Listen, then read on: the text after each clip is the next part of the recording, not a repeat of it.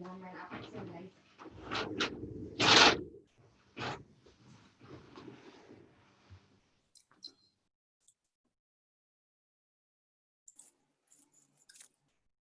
Saya spotlight dulu ya.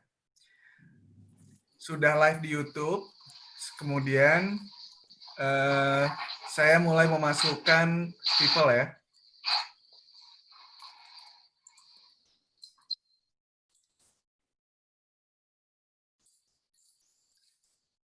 Saya spotlight dulu ya. Sudah live di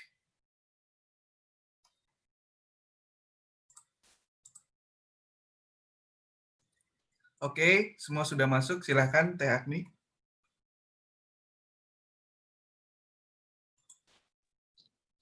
Halo, selamat datang teman-teman. Ini udah masuk semua. Disapa aja. Selamat datang teman-teman. Di sini ada Kak Hani, Pak Iwan, Pak Dwi. Selamat malam. Ada Gaida. Selamat malam. Selamat malam. Ada Kak Maradita, Kak Rines. Ninus, halo. Selamat malam teman-teman, salam Selamat hormat. malam semuanya. Iwan, Pak Wahyu dari isi Jogja, dari isi Solo. Malam Mbak Reni. Ada Abah Iwan, ada Kak Ruri. Pak Iwan. Ada Kak Sahlan. Halo, apa kabar? Halo, selamat malam teman-teman semua. Apa kabar semua? Baik, sehat Mas? Baik. Baik-baik, sehat. Halo Mbak Ruri, selamat malam. Terima kasih sudah datang. Mbak Minus. Malam Mbak Reni, makasih bisa gabung. Ya Pak. Kan loh saya ada dosen-dosen ini. Habib, Rines, apa kabar Halo, kau? Iwan. Selamat malam Mbak Iwan.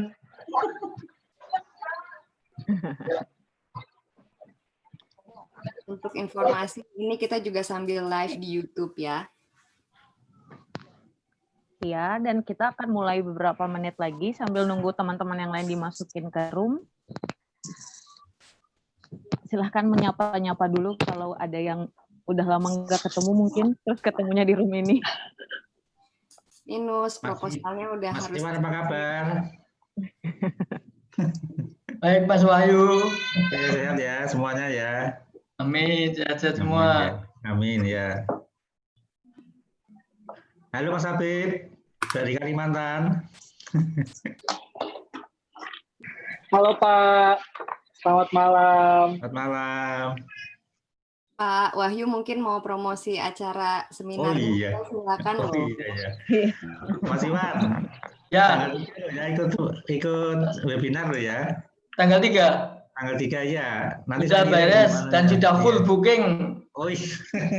2 Saya sudah jam. daftar tadi siang. 2 jam udah penuh, tapi oke nanti kami kami bantu. Iya. Makasih loh Mas Iwan.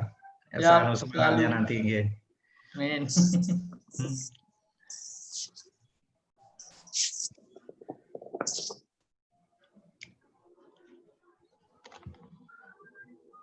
Oke, kita akan mulai 3 menit lagi ya.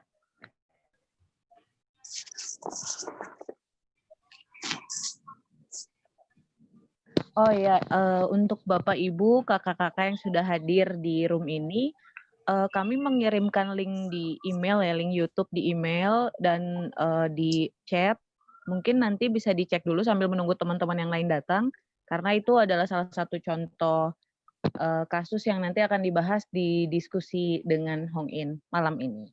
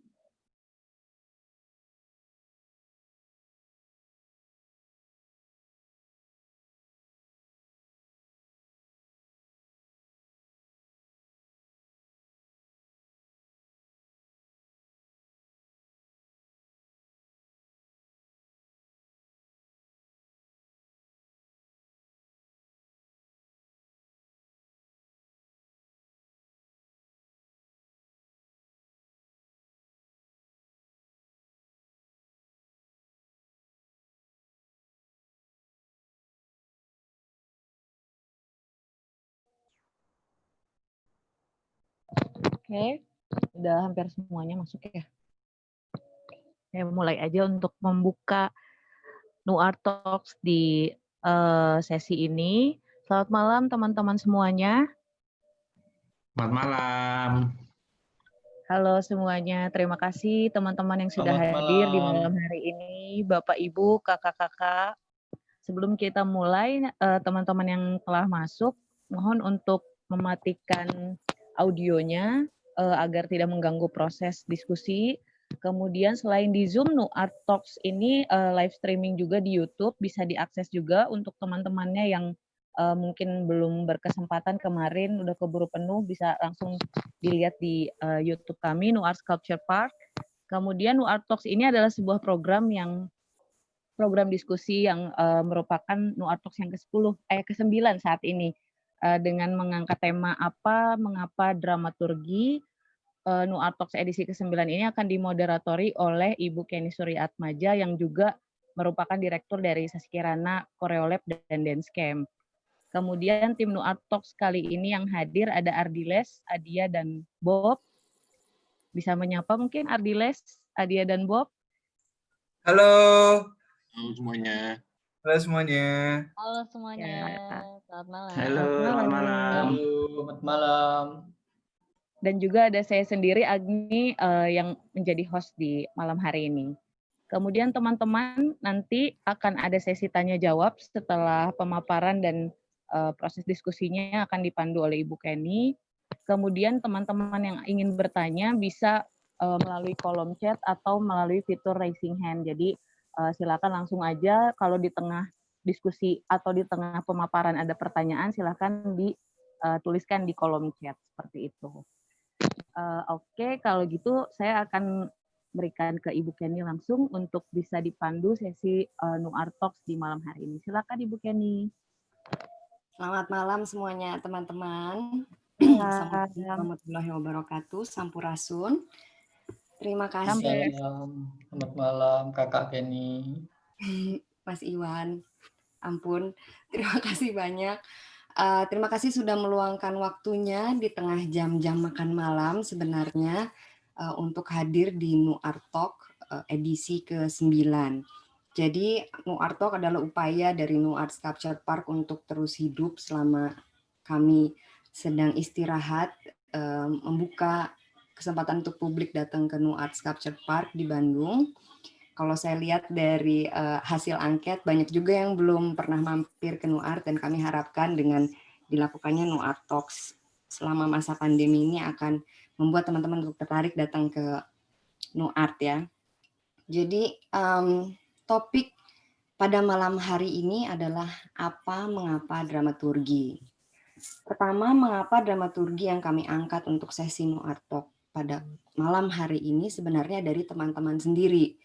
Pada pembicaraan diskusi-diskusi NuArt Talk sebelumnya, kami mendengar istilah dramaturgi ini cukup sering disebutkan. Dan menariknya, meski dramaturgi ini lahir dari dunia seni pertunjukan, tapi yang memunculkan istilah-istilah ini di perbincangan sebelumnya itu banyak sekali dari teman-teman yang non seni pertunjukan sebenarnya. Ada teman-teman dari seni rupa, dari manajemen seni, dan lain-lain. Sehingga menurut kami akan sangat menarik untuk kita bahas sebenarnya apa sih, kita kupas fungsi dari dramaturgi dan apa peranan dramaturg dalam penciptaan karya seni. Nah, pada malam hari ini kita beruntung sekali mendapat kesempatan untuk berbincang langsung dengan narasumber yang jauh sekarang sebenarnya sedang ada di Australia, dan sudah cukup malam di sana, jam 10 malam. Kakak saya Mas Lim How Ngean. Halo. Halo. Apa kabar? He's gonna push his luck in speaking bahasa tonight. I will try. I will try. Ya.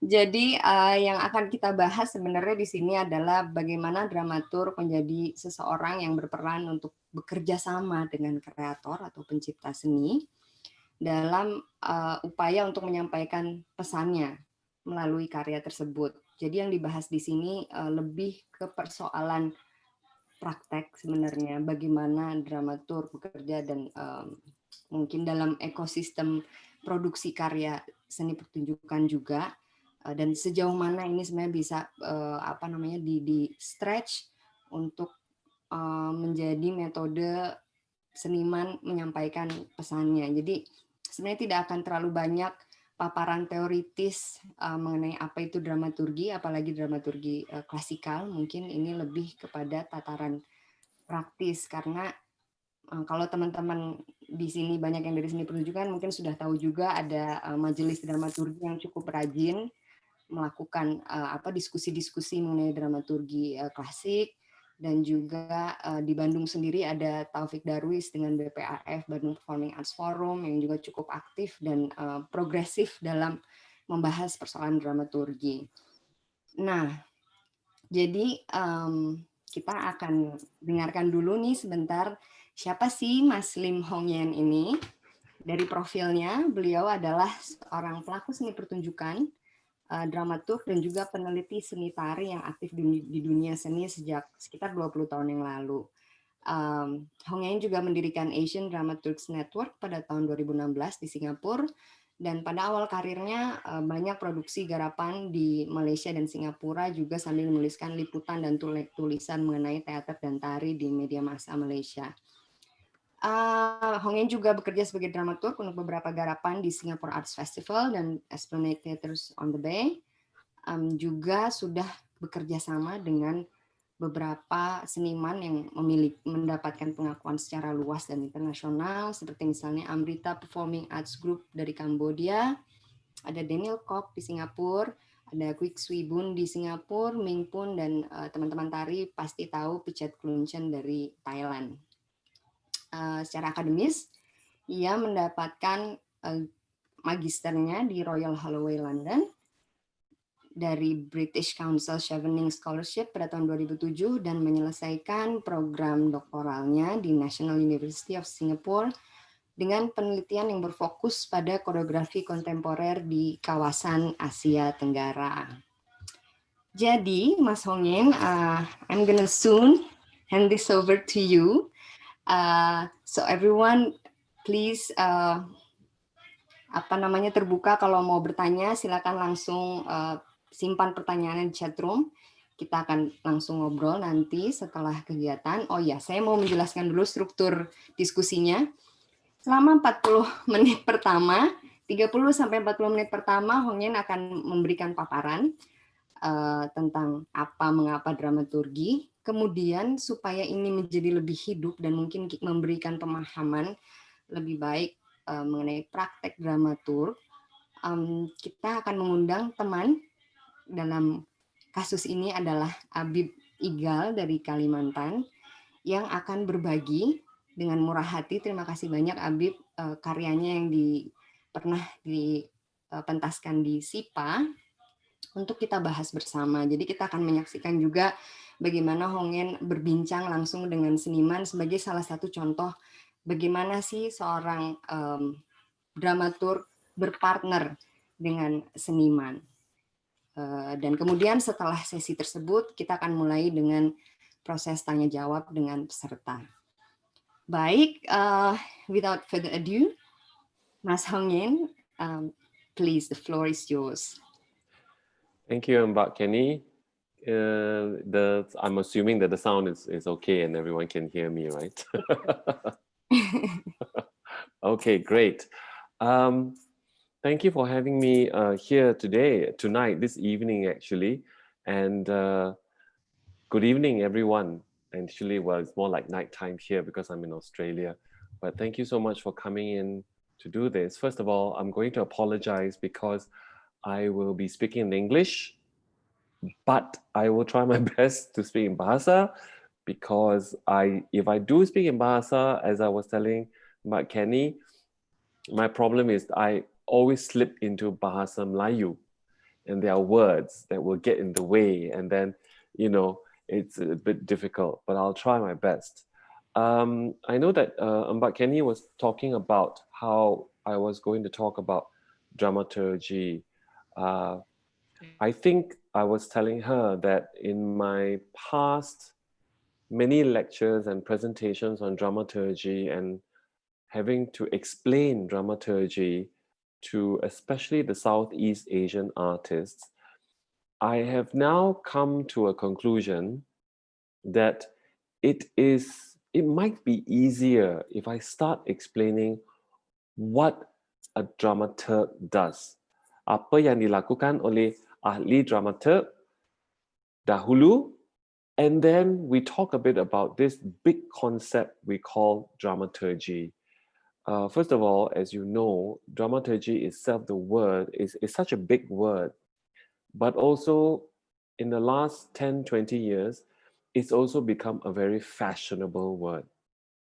Fashionable because suddenly all contemporary performance wants to associate itself or wants to link itself to this idea of dramaturgy.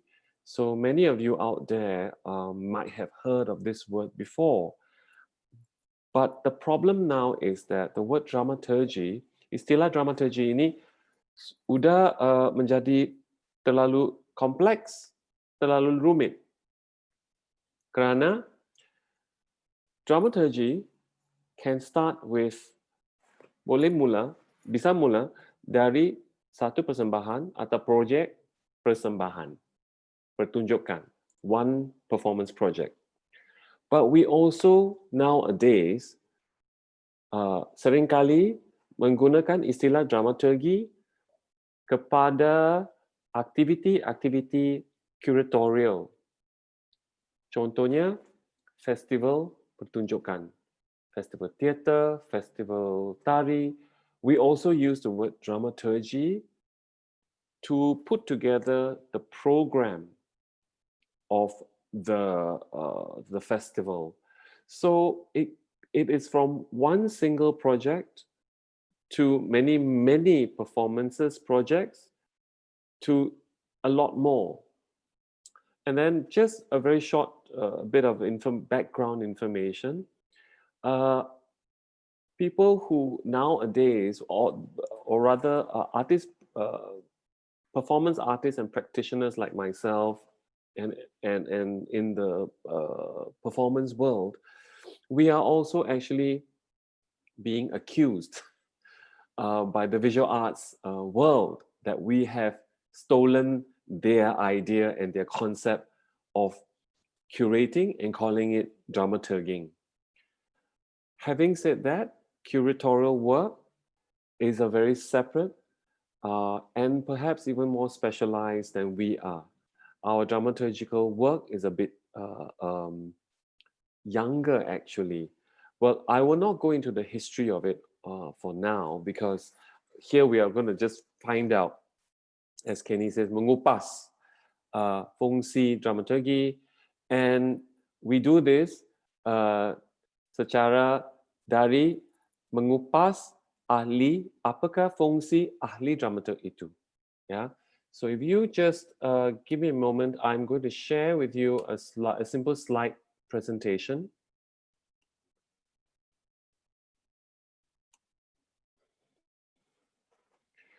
So yeah, so let's just start from right beginning again, which is that we have dramaturgy, the noun, nama, concept, yeah, or idea, ide, and then there is the dramaturg, the ahli dramaturg, orang yang membuat dramaturgi. First, I also want to stress that we can always see these two things, the dramaturg and the dramaturgy, as two separate things. Kedua-dua ni bisa diasingkan.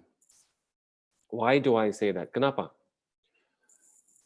The idea of dramaturgy is always already present in the performance or in the artistic work. It has to be in it already. I will explain that a little later, but for now, dramaturgi always mesti sedia ada di dalam pertunjukan atau proses kreasi pertunjukan, setiap pertunjukan actually. Yeah, it will be in it already. So when we say that that show has no dramaturg, it doesn't mean the show doesn't have dramaturgy. Yeah, the dramaturgy is always there already. The dramaturg helps to perhaps clarify, jelaskan this dramaturgy di dalam pertunjukan itu. Yeah, whether it is dance, theater, drama, whatever performance or contemporary performance where it's multimedia. So the dramaturg akan membantu creator atau pencipta seni itu to menjelaskan, membentuk dengan jelas apakah dramaturgi di dalam pertunjukan itu. Okay? Now, let's go on to the next slide. Now, in Western thinking, the idea of the dramaturg is always seen as the first audience, penonton pertama. Penonton pertama yang dialami oleh pertunjukan itu. And this audience, first audience, penonton pertama, is very important because the role of this first audience is to give feedback, komen kritikal atau kritikus untuk kerja karya yang konsisten. Yeah. So we're not talking about just an ordinary penonton pertama, but a penonton pertama, yeah, what we call that is informed, that is educated. Yeah. This ahli dramaturg also what I call penjaga gambaran besar, big picture about the work and the process of the work. Okay. Now, in looking at the dramaturgy, the dramaturg has many ways of finding elements of dramaturgy. One of the easiest, because I'm a dance dramaturg, we always talk about gerak tubuh, physical vocabulary, or we talk about pola gerak, which is patterns of movement. But if you are doing theater, then obviously isi cerita, narrative is important. But there are other things that these days we talk about when we talk about new dramaturgy, dramaturgy baru, where it is about aesthetics, it is about design, where we look at scenography actually as part of this dramaturgy also. All these elements, element ini bisa, how do you say, contribute into the dramaturgy. But there will always be one element that is the strongest. Okay? So as you can see, it's easier to talk about the ahli dramaturg first. When I set up the Asian Dramaturgs Network, we invited, I would say, choreographers, theater directors, dramaturg from many countries in Asia. And our first one, we had a meeting where we talked about what it means to use the word dramaturgy and dramaturg in their own countries. Heli Minati from Indonesia, who is now based in Yogyakarta, is a dance curator. And she shared with us a story of how perhaps the word dramaturg is already, or rather the function and the person of dramaturg is already present in different communities in Indonesia or in Asian countries, but we do not call them dramaturgs. She proposed one word that she used, pengganggu. She was using the word pengganggu and the word pendamping. And she feels that these two words are already being used actually in many artistic circles, performance circles in Indonesia. For instance, a young choreographer will perhaps ask her senior friend to give feedback consistently. And this then becomes like a pengganggu. And the pengganggu here, as we know, is, when you say ganggu, that means disturb. That means you are trying to destroy something. But pengganggu here, the ganggu here is to build rather than to destroy. Yeah. So how do we do the building in a productive way? It is to give a critical feedback. So for me, the lead dramaturg, one of the main roles is to give this critical feedback, and how then this critical feedback is used to build and to improve the performance. I've got a few quotations here from people I've worked with before, and some of them are choreographers and some of them are theater makers. Like Piche Kanchon, obviously, he's a choreographer, and I hope this is something that it'll be useful for you, because I translated it into, or rather, someone helped me to translate this into Bahasa Indonesia. And the idea here is to talk about the dramaturg as an observer, yang pemerhati, who is always looking at proses penciptaan. Dan dramaturg ini memberi umpan balik kepada koreografer dari berbagai perspektif, budaya, sosial, politik. And this umpan balik from the dramaturg, yang penting sekali ialah how it helps to focus the tema dan jalan cerita karya. Okay, so here we use Pritchard used the word tema and jalan cerita obviously as narrative, but there is also other ways where umpan balik is used to give focus to building physical vocabulary or komposisi tari. Contohnya. So the dramaturg for Pritchard, is what he calls the third eye of the choreographer. So this is in English. I think I'll skip this. I'm sure you guys would know Eko Supriyanto. And for him, he actually used the word teman for the dramaturg or mitra dalam proses penciptaan karya. And he says that pendapat, pikiran, pertimbangan dramaturg itu penting. And I think for him, what is important also is omong-omongan dengan dramaturg itu bisa membantu dan membina fokus dalam kreasi karya Eko. And this element, choreographic element, this is the different elements or dramaturgical elements for him. It is choreography, and then he talked about physical movements, gerak tubuh, music, and even scenography. But these are all different elements of dramaturgy. So again, you can hear dramaturgi itu enggak satu elemen yang unggul. There are many types. Tetapi it is up to you, adalah pilihan atau mengikut the pencipta seni, what the element should be for the dramaturgy. I'm going to go to the next slide. What's happened to my cursor?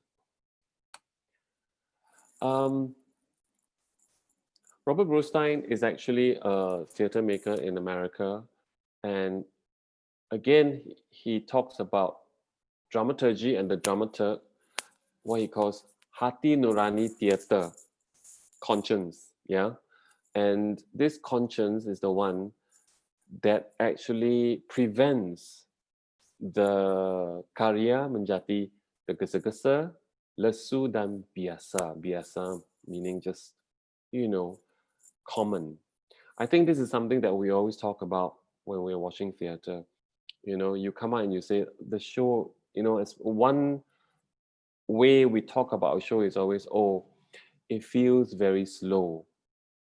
So the pacing is part of the dramaturgy, meaning how do you get good pacing? By looking at the dramaturgy of the show. For instance, contohnya narrative. How fast does the narrative move? Yeah. Right. Van Kerkhoven is actually a dance dramaturg also. And here, this is a bit more complex and abstract, the way dia omong tentang dramaturgi sebagai pembelajaran untuk berhadapan dan menangani berbagai kerumitan. It is about complexity. And she talks about also dramaturgy being a force that is to debate, a poetic force that is to debate the work in a poetic way, in a reflective way. That means we have to reflect on it. Again, this is more philosophical, but this is the approach. I would say in easy terms or simpler terms, for us, dramaturgy is definitely a critical mechanism to make sure that the performance that we put in front of the audience is actually a piece of work that is strong, meaning that it is strong in terms of aesthetics, strong in terms of intellect, strong in terms of the poetics of it, the aesthetics of it. And of course, the entire show must have a consistent aesthetic, consistent flow to it, so that then these elements is what we would call a good dramaturgy, for instance.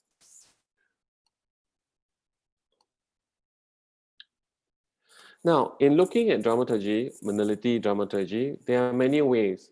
One of the simplest way is the study of flow of the performance.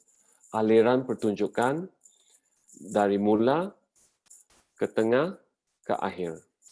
So, in a most mathematical way, you do a graph.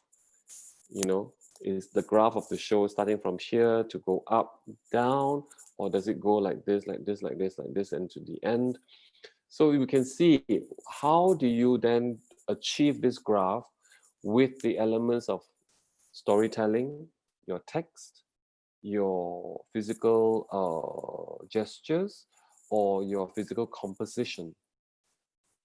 One of the most important elements of dramaturgy is also the study of the context of the performance. Penelitian konteks pertunjukan.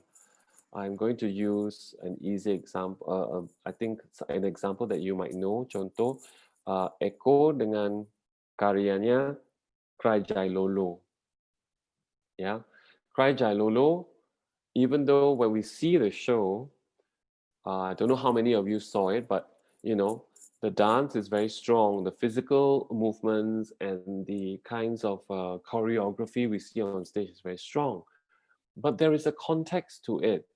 And the context is that the formation that we see in the performance is Echo imagining or looking at the groups of fish moving in the sea.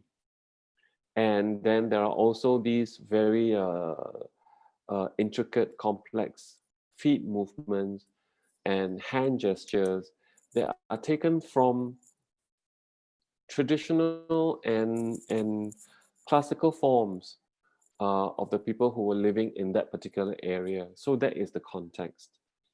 Whether I'm using dance as an example, but you know, whether it's dance or theater or multimedia performance, there is always a context.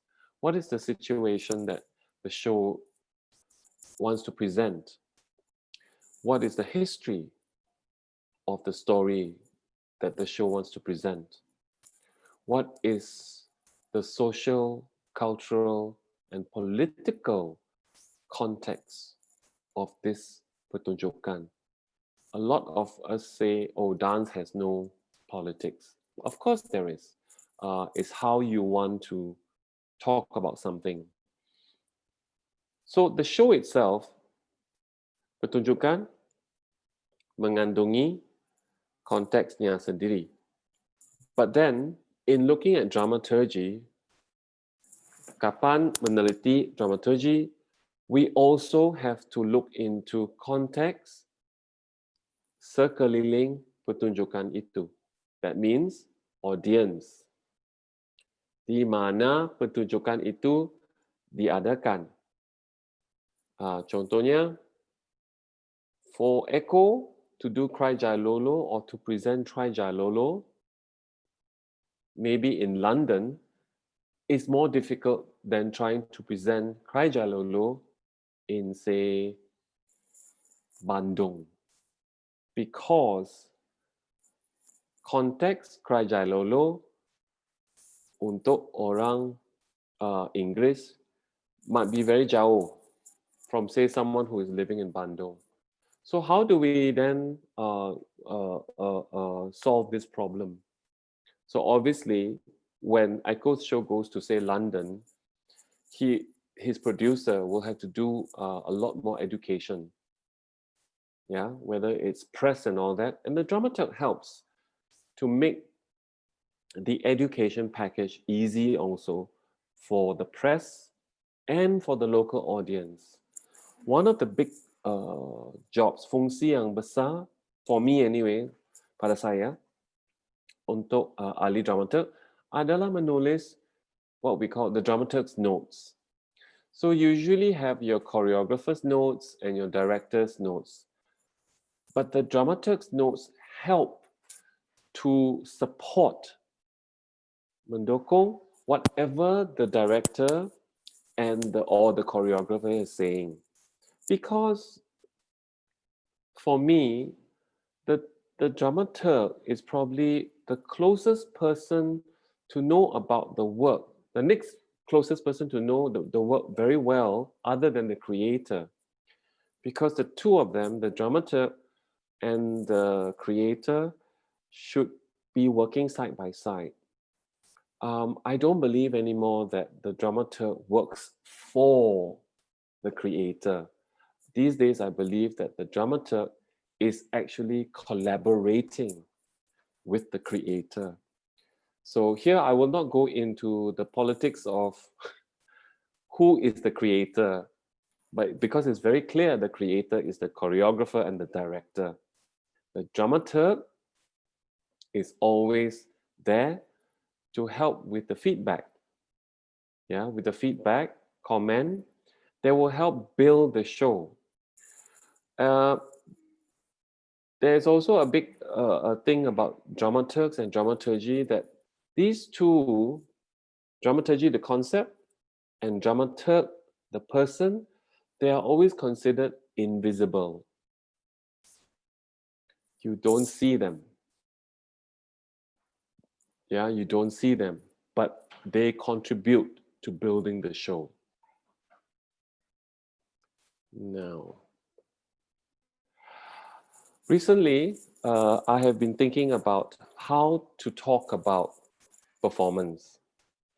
And this one, friends who are in theater or dance, when you have journalists asking you, they will always ask you, what is your show about? And then you have to say, my show is about, pertunjukan saya adalah mengenai, atau bercerita, atau naratifnya. But I'm beginning to think that as creators of art, even as artists, whether you are a director or a choreographer, maybe the important thing to do is that we start the creative process with a research subject.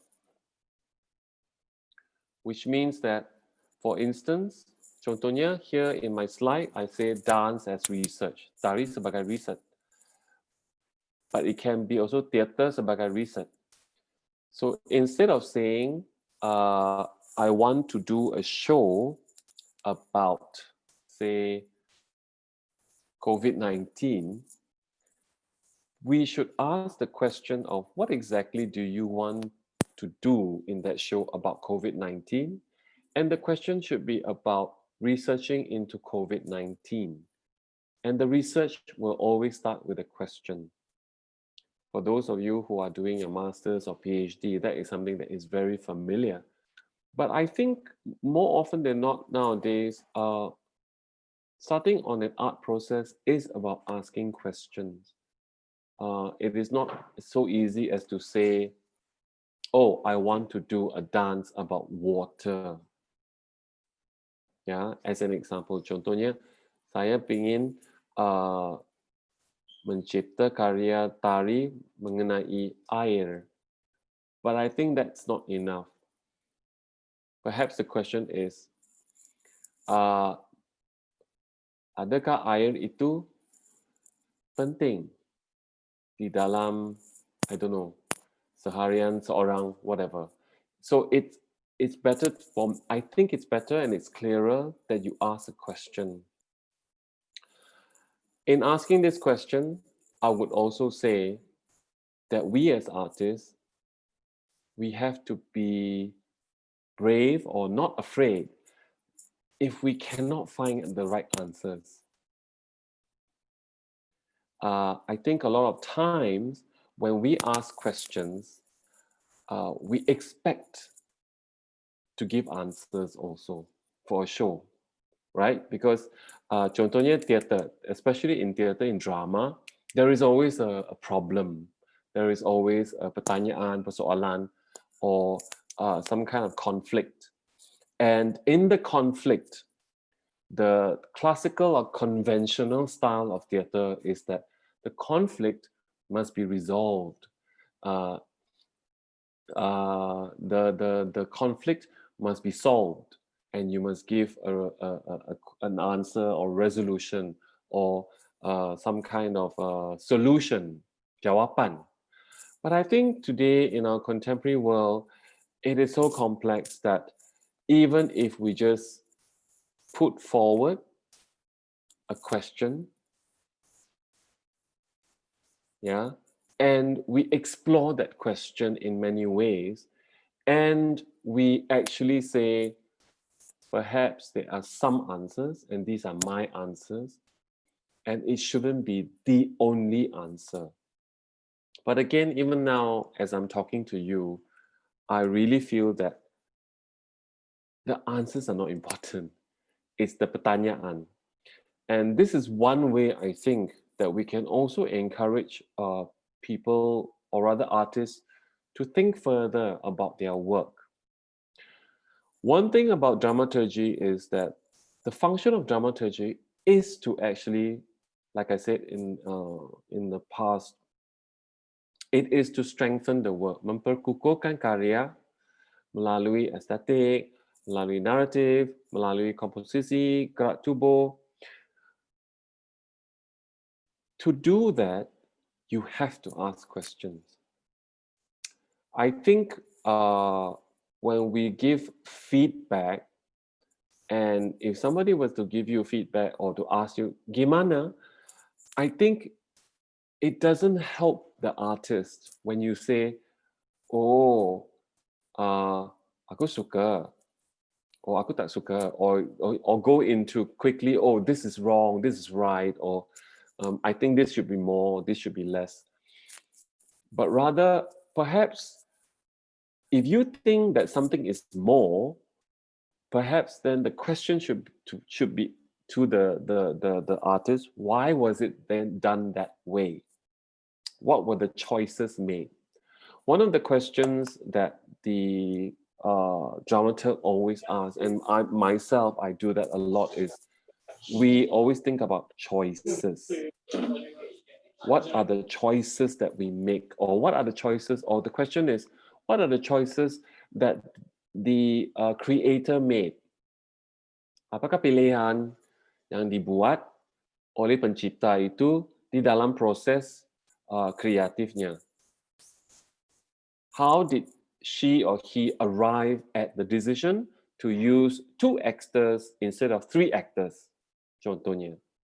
How did the choreographer decide to use only hand gestures and the dancers do not use their feet? Instead of saying, oh, the hands are not, the feet are not moving, it's boring. You know, so for me, that's one way to also encourage a more intelligent way of trying to create performance rather than just looking at what is inside the show, but rather what are the questions the show is trying to ask. I think I'm going to stop here because this is something new, the proposition of asking questions and research as performance, or performance as research, because we want to know more about the world through our performance. But to know more about the world, then we obviously have to ask questions, right? Thank you. Thank you so much, Mas. Really interesting, but also feels quite abstract to absorb this all theoretically. But I love the way how you end up with saying that arts making or arts creation is actually about us questioning our environment, and not every one of us has the ability to ask questions or to come up with questions, right? Because of course, especially perhaps in this region, because our education system actually do not encourage us to ask questions. Exactly. Because to question is to challenge, right? And most of us coming from, especially a Southeast Asian or Asian background and values, we are not. It's not encouraged that we challenge. Yeah. Especially our teachers. Yeah. So we are trained to obey, but not to question our surroundings. But again, this will be quite probably more clear when you do your conversation later with our fellow artists. But I have a few questions before we go to that section. Yeah. Sure.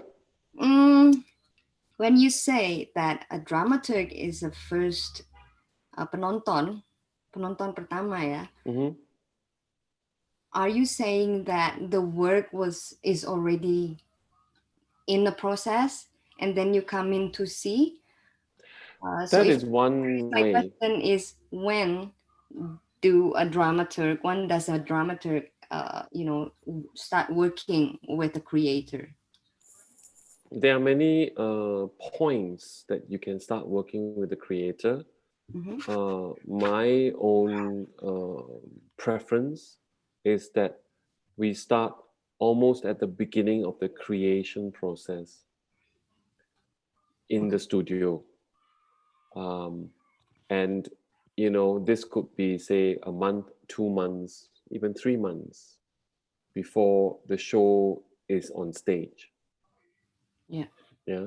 But this thing about the first audience or penonton pertama, obviously it's something that you and the creator have to agree on, meaning you can't go into rehearsal and just become the first audience, because there's nothing to see as a first audience at rehearsal.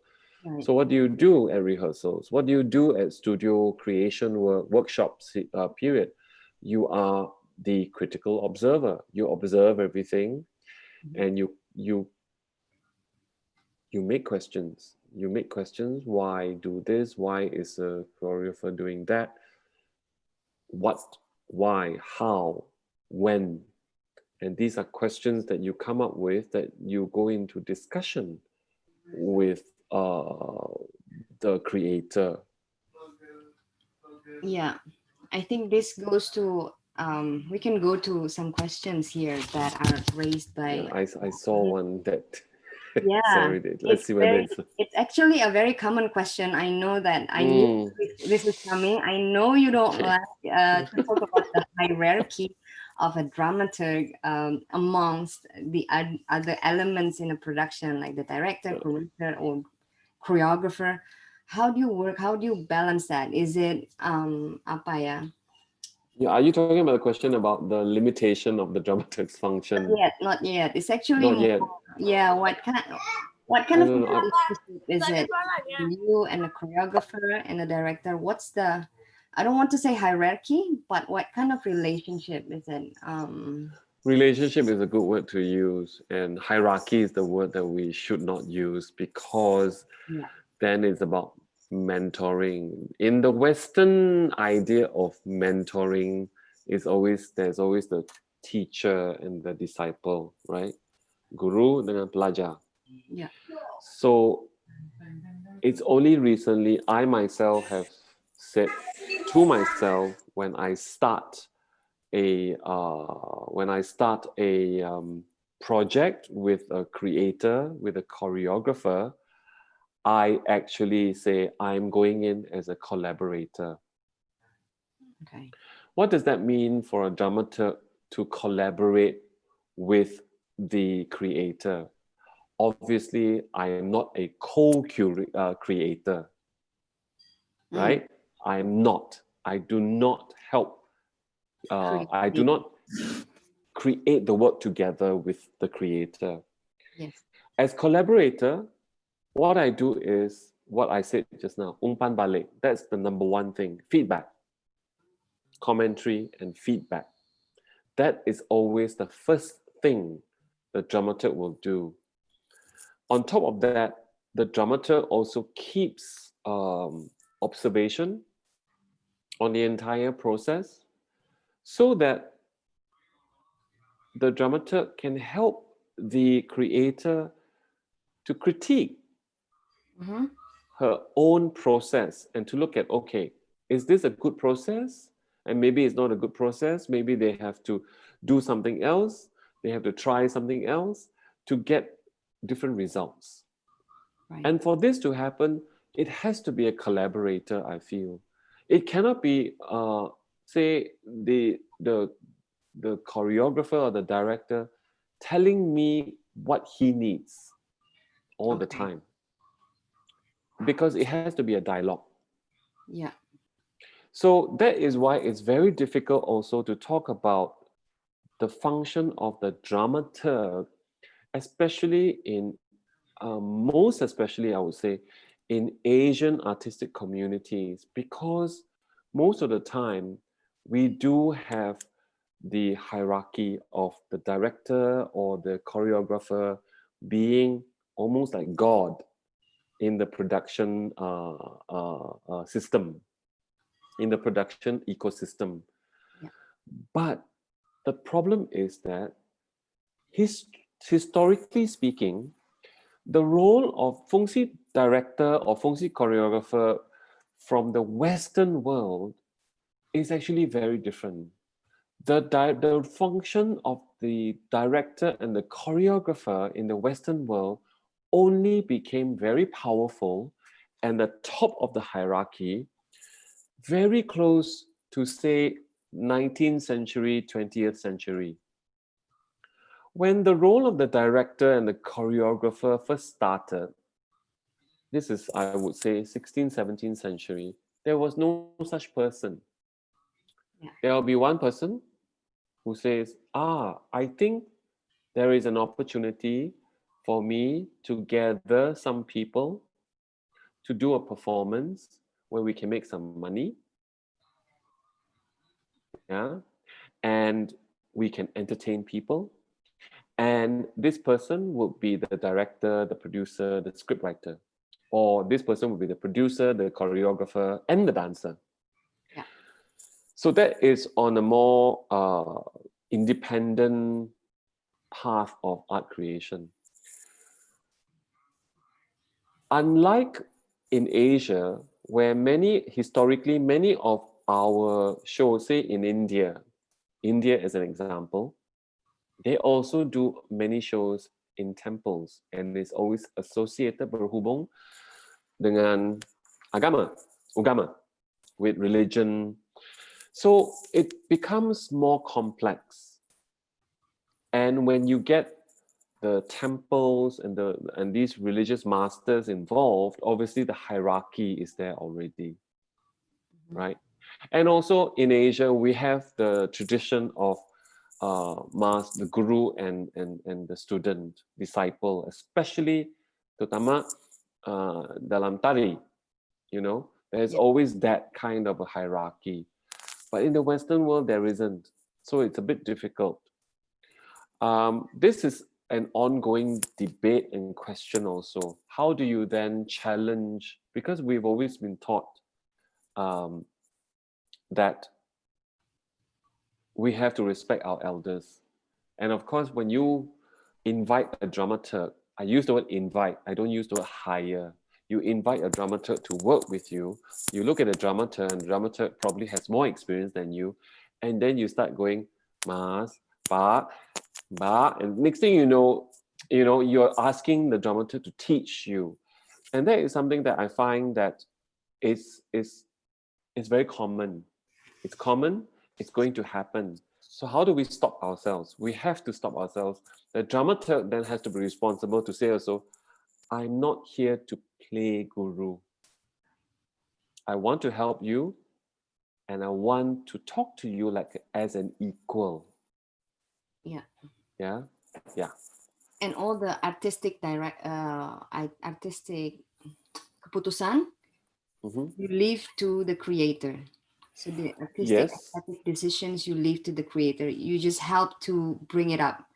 That's where the conversation or the discussion or the umpan balik starts. Meaning, the creator will say, she or he has made this decision, keputusan dibuat, and then the dramaturg can say, oh, okay, that's interesting. Then maybe some questions, maybe they discuss further why that decision was made.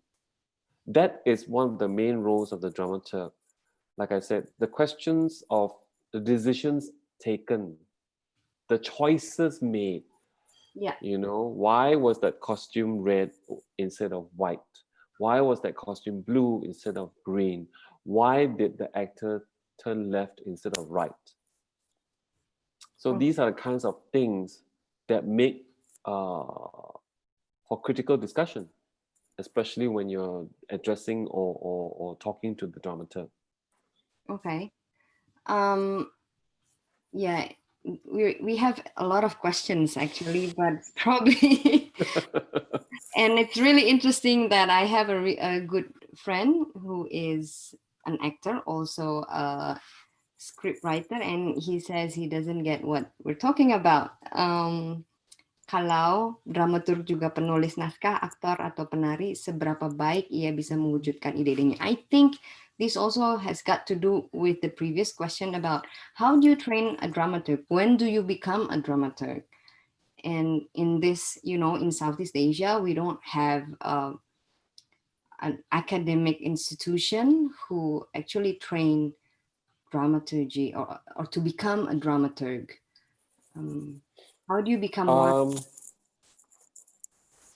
I became a dramaturg because I became a dramaturg by accident. I have been in performance for 30 years. I did not like producing, even though I'm very good at it. I'm very good at it, but I don't like it because it's administration, it's management, but I am good at it. I wanted to get involved in the creative process. I was getting a little older, and I was doing, I first started doing physical theater, and my body was breaking down. I can't continue being an actor. Of course, the most natural thing was to become a director, to create my own work. But I realized that I was a lazy director. I didn't have many stories that I was attracted to tell. And so after, I would say, 30 years of experience watching, performing, writing about it, there was a system of investigation and interrogation, how I asked questions and how I looked at things, made it valuable tools for me as a dramaturg. So the question is there an academic or formal education to become a dramaturg? I find that very problematic if you're going to school to become a dramaturg. Until today, I have not met any good directors or choreographers who who graduated from university or from any school immediately. You still need to go out there and make your mistakes and deal with the real world to become a good artist. And this applies to not just performing arts, right? It applies more to even visual arts too. You learn technique in visual arts schools, but you have to develop your own style, your own eye, how you look at things, your own perspective, your own aesthetics, your own politics, your understanding of the world before you can even say, this is my creation. Because before that, you'll be trying so many ways and you realize that you will end up copying someone simply because you do admire who you're copying, but also you think that you can add something to it. But actually, that's not adding. That's not your own work. You have to find, and it takes you a long time. And so the question about, is there such a thing as formal education for a dramaturg? I will say this. The good dramaturgs I've met in Germany or in the West, they have PhDs in philosophy. They have PhDs in politics. They have PhDs in history, but they also have a huge interest in performance. This is for theater. I'm talking about theater dramaturgy, yeah? They also have a huge always interest. have to be PhD? Do we need to be a PhD? I'm just saying that perhaps if you think that you want to do that, perhaps you go and do a course in performance studies, in theater studies, do a course in dance studies. You know, I think that would give you a perspective that is stronger than, say, studying something like dramaturgy. There is now many courses out there. London, I know that Utrecht University has a very good course. But having said that, I'm not convinced because you still need to form your own worldview of what performance is to you. And of course, your immediate environment. Who are your artists that you engage with, whether it's Jakarta, Bandung, Jogja, anywhere? Yeah, I think it's we do need an example of how you work actually to really get the logic of what a dramaturg is, because dramaturgy, as you say, is already there in any performance work. It's there, and a dramaturg can help to structurize the work so the audience later, the public, can get the intention of the artist. So I'm going to invite our dear friend Abib. Hey Abib, are you there? I'm here, Bubu. Selamat malam Abib. Selamat malam, Bubu. Abib lagi di mana sekarang? Aku lagi di McD mencari secercah wifi. Di Palangkaraya ya? Lagi di Kalsel, by the way. Oh, lagi di Kalsel, Banjar. Oke. Ya. Abib ini adalah teman saya, adik saya yang sekarang bersedia untuk menjadi, we're not saying experimental ya. Abib bisa dikecilin dulu dikit. Yeah, he seems, Abib seems to be in a very noisy place. Ya, saya mau perkenalkan dulu ke teman-teman. Abib ini adalah seorang koreografer muda lulusan ISI Jogja. Ada dosennya di sini sepertinya. Dan sedang cukup banyak terlibat dalam dunia persilatan seni tari kontemporer di Indonesia. Beberapa prestasinya antara lain memenangkan Parade Tari Nusantara di TMII tahun 2018, juga terpilih menjadi salah satu seniman untuk program Ruang Kreatif yang diselenggarakan oleh Galeri Indonesia Kaya dan Garin Workshop juga tahun 2018. Dan karya Abib di Parade Tari itu kemudian menjadi salah satu persembahan di upacara 17 Agustus di depan Presiden Jokowi ya waktu itu. Dan Abib juga salah satu koreografer yang terpilih untuk program Sasi Kirana Koreo Lab tahun 2019 di Tanjung Pinang kemarin. Nah, Abib ini sudah cukup lama fokus untuk melakukan riset terhadap kerja wadian. Wadian itu kalau teman-teman ada yang belum tahu, wadian adalah semacam healer di lingkungan masyarakat Dayak gitu ya, yang terkenal dengan cara kerjanya yang spiritual untuk menyembuhkan pasien-pasien dan untuk melakukan penyembuhan, ritual penyembuhan tersebut, para wadian itu menggunakan gelang. Jadi kalau teman-teman mungkin dari Kalimantan sudah suka dengar ada gelang-gelang, itu adalah salah satu subjek penelitian Abib. Nah, kemudian Abib membuat sebuah karya yang dipersembahkannya di SIPA. Itu selalu menjadi dasar ketertarikan Abib sebenarnya, si gelang-gelang dari Kalimantan, dari wadian itu. Dan kita sebentar lagi akan mengundang teman-teman, sudah dikirimkan via email beserta dengan link Zoom. Tadi sore ada link YouTube, mudah-mudahan sudah melihat teman-teman. Tapi jadi malam hari ini kita akan melihat bagaimana Hong Ngean bereaksi dan melakukan perbincangan dengan seorang pencipta seni berkaitan dengan prosesnya berkarya. Untuk memberikan konteks dari perbincangan ini, saya harus menyampaikan bahwa Hong Ngean dan Abib ini sebenarnya baru kenal 2 hari yang lalu. Jadi perbincangan pertama kali mengenai, dan semua yang mereka bicarakan itu based on video yang ditayangkan pertunjukan SIPA yang teman-teman akan lihat sebentar lagi. Itu panjangnya sekitar 6 menit sebenarnya, tapi kita potong menjadi 3 menit untuk kesempatan malam ini. Dari pertunjukan itu kemudian Hong Ngean akan melontarkan beberapa pertanyaan yang diharapkan bisa membantu Abib sebagai seorang kreator mengclarify tujuannya gitu ya. Juga jadi konteksnya adalah video ini adalah basis atau jangkar di mana Hong Ngean akan bereaksi terhadap karya tersebut sebagai dramaturg untuk Abib pada malam hari ini gitu. Jadi kalau boleh Mas Diles sebagai operator, apakah bisa mengirimkan, ya sudah ada ya link YouTube-nya. Jadi saya sebenarnya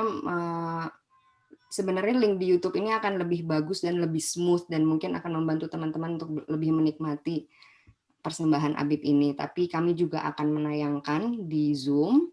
Apabila terlalu mengganggu dan tidak smooth sambungannya, agak lagging dan terputus-putus, mungkin baik juga teman-teman pergi dulu ke YouTube sebentar untuk melihat, lalu kita akan kembali dalam waktu sekitar 3-4 menit lagi sebelum melanjutkan perbincangan antara Hong Ngean dengan Abib. Silakan Mas Diles, kita pasang juga di sini ya.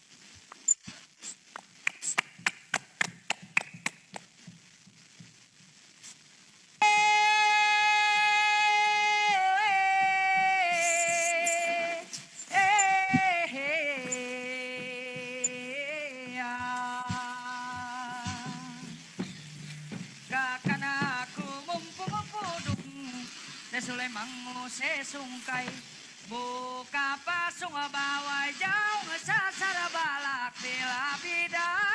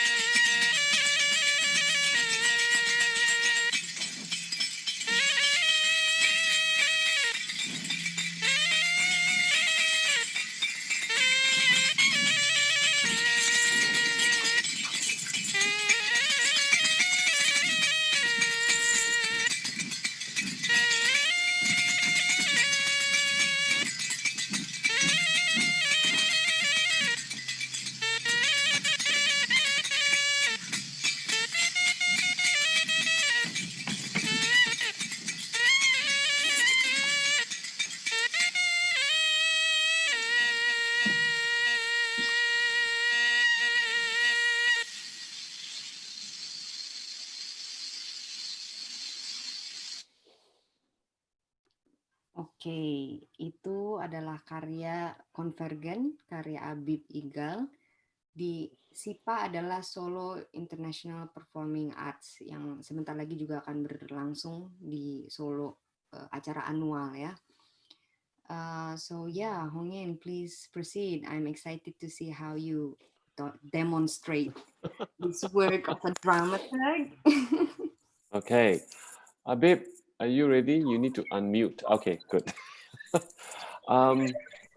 Okay, I need to now say something first. This is not exactly the first time that Habib and I are meeting. We met 2 nights ago where I've already asked him a few questions. So that's gonna be all right. So I've already asked him a few questions to establish what I was seeing, and I was watching a longer clip of his work. But I will start now with a very basic question. Habib, can you tell me in one sentence, what is your performance about? In one sentence. It's talk about the rhythm and the vibration of the bracelet of the bagian. Okay. Jadi boleh saya ini ya, mungkin tidak jelas tadi. Jadi Hong Ngean tadi barusan bertanya tentang ini pertunjukan tentang apa, dan Habib menjawab bahwa ini tentang irama vibration and rhythm of the bracelets dari gelang wadian. Okay. Can you tell me more about what is the function of these bracelets in terms of the healing tradition that your dance is based on? Sorry, bracelet. Jadi apa guna dari gelang ini dalam ritual penyembuhan wadian biasanya? Bukan saja guna, tapi hubungan. I just look at relationship. iya, jadi gelang itu biasa digunakan oleh seorang belian menari untuk membangkitkan sisi, bagaimana aku ngejelasin? Spiritual. Sisi spiritual dia untuk memanggil kekuatan-kekuatan untuk healing pasiennya, begitu. So the vibration of the bracelet itu untuk ngebangkitin spirit dari dirinya, dari alam sekitarnya, dan juga untuk menaikkan dengan hubungannya kepada Tuhan, begitu. Okay. Now I'm going to ask you, how important is the bracelet for your show? The bracelets, right? How important is it? Will there be no show if there are no bracelets? Gimana, Bu? Seberapa penting si gelang, peranan gelang ini untuk pertunjukan ini? Jadi kalau nggak ada gelang, apakah ya gini? For you, how important? It's very important because it's the basic dari garapan ini. Itu adalah suara dari gelang itu. Bagaimana suara gelang itu bisa aku terjemahin ke bentuk lain, kayak tepuk tangan, hentakan kaki. Jadi semua iramanya berangkat dari irama gelang, eksplorasi irama gelang. Itu sangat penting banget. As a basic dari project. Okay. Jika gelang itu memang number one, pertama, utama, right? The number one element in your dance, why do you need to have the shaman in the performance who is singing and not also with the bracelets? Iya. Jadi karakter shaman itu aku hadirkan di piece ini itu untuk menguatkan apa yang pengen aku ceritakan. Ada satu ketakutan aku pribadi ketika aku cuman talking about gelang aja, jadi kayak nggak kuat gitu projectnya. Sehingga aku memilih untuk menghadirkan karakter shaman itu. Okay. So is your dance piece, adakah pertunjukan Abid itu berdasarkan naratif, karakter, atau elemen gerakan atau gerak tubuh? Elemen gerak tubuh. As in movement, physical movement. So is, for you, your dance, what is the driving force? What is the one that is important? Is it character, narrative, or movement, physical movement? Physical movement soalnya kan dia akan eksplorasi tentang bunyi gelang, the rhythm of the bracelet. So the movement is important, I think. More important. Okay. So yeah. So if you were to do this again, would you still actually use the character of the shaman? Gimana, Bu? Kalau kamu mau meneruskan karya ini, apakah si tokoh shaman atau wadiannya itu akan tetap dihadirkan di sini? Karena kan tadi kata Abib yang penting adalah gerakan gitu. Aku pikir udah nggak lagi ya. I didn't catch that. I don't think it's actually necessary Okay. anymore. I don't understand. Yeah. Why does he say that? Why do you say that, Abib? Kenapa?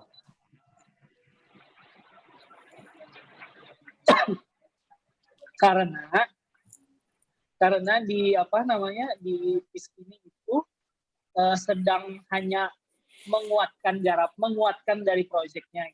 Karena ini lagi work in progress berikutnya, aku akan coba lebih dalam lagi mengeksplor apa yang aku inginkan itu. Okay. So I'm going to ask you now a series of questions. Pertanyaan turut-turut because they are all saling hubungi, ya. So one question is,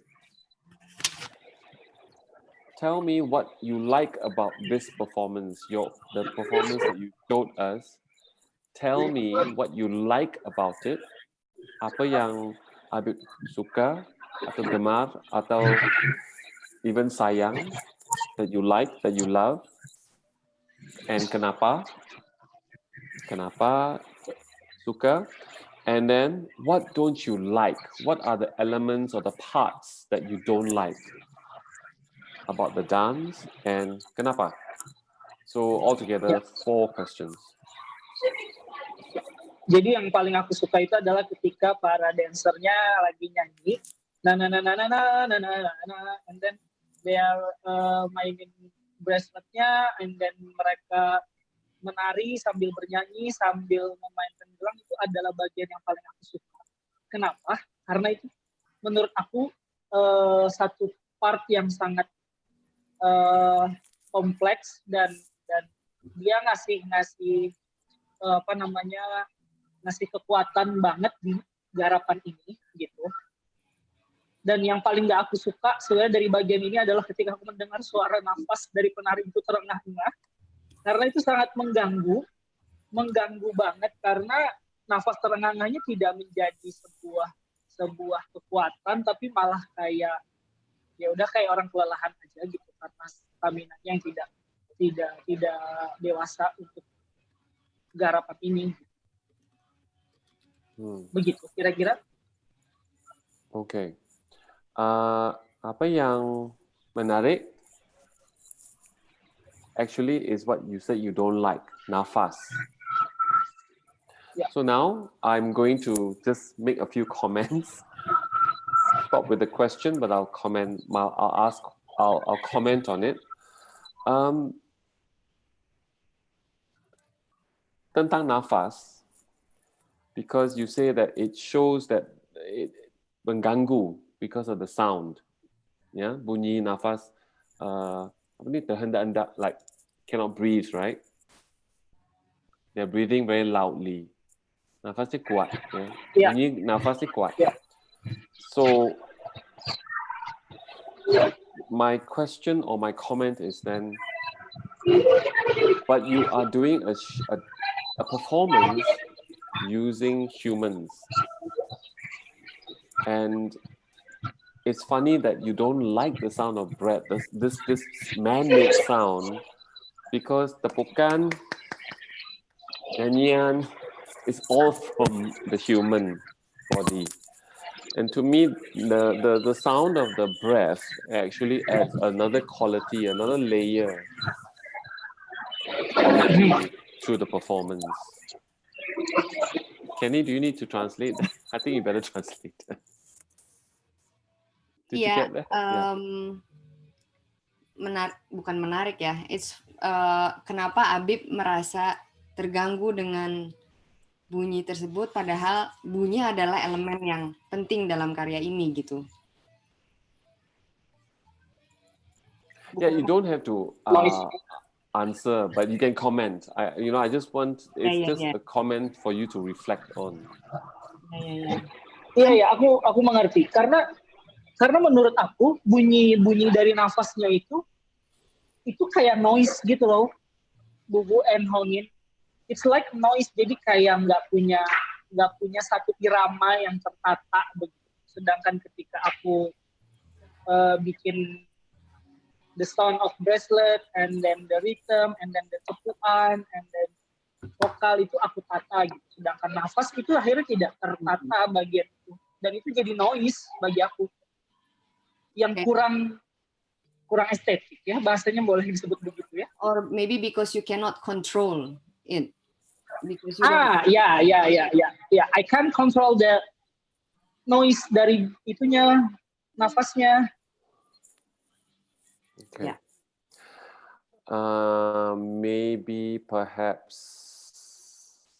Maybe barangkali you can control the noise on the breath jika you have a longer rehearsal period. That means stamina because of your dancers. And again, this is a comment from my side. Yeah, do you have anything to respond to, Abid, before I go on to the next question? Ada yang mau disampaikan? Not yet. Belum ada yang mau disampaikan. Okay.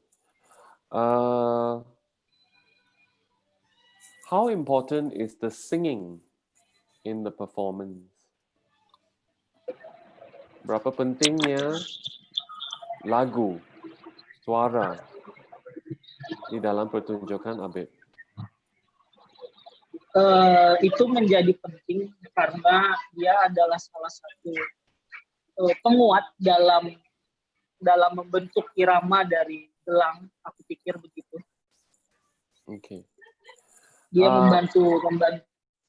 Okay. Sorry.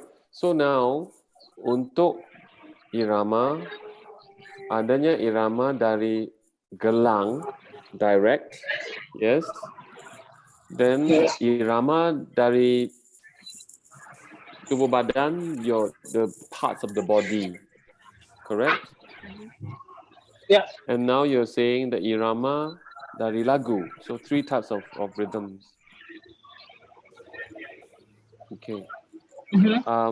Yeah, I'm just asking this to clarify. Untuk jelaskan apa fungsi atau gunanya lagu di dalam pertunjukan Abid, ya. Apakah yang Abid tertarik tentang gelang ini? What is so special about this bracelet? Getaran dari gelang itu. Okay, so then apakah bezanya getaran dari gelang dengan getaran dari alat-alat musik gamelan? Karakter atau gendang. Ya. Karakter vibrasi dari gendang dan alat musik lain dengan gelang itu sangat berbeda. Karena kalau dari gelang itu bagaimana teknik kita menggerakkannya hingga menghasilkan vibrasi tanpa bantuan bantuan pemukul, misalnya alat pemukul atau apa gitu. Okay. Dan karakter bunyinya itu menjadi sangat khas. Okay. So, can I say dengan pertunjukan ini Abid sedang atau Abid ingin membuat eksplorasi atau membuat penelitian mengenai kualiti dan karakter rhythm, irama, dan vibrasi khusus dari gelang? Yes. Okay. How do you then turn that into a question? Is something I'm interested in. Gimana itu dibentuk sebagai persoalan atau pertanyaan? Jadi gimana? Ini kan Abi punya ketertarikan terhadap vibrasi, irama, dan bunyi gelang ya. Kalau dari pembahasan kita sebelumnya dengan Hongyan, dalam penciptaan karya ini menjadi menarik ketika sebuah ketertarikan ini menjadi pertanyaan gitu. Jadi dari ketertarikan itu bisa nggak Abi membentuk sebuah pertanyaan gitu. Yang jawabannya adalah kemudian jadi karya ini gitu. Maksudnya jadi ketertarikan itu buatlah kata tanya gitu, kalimat tanya dari ini.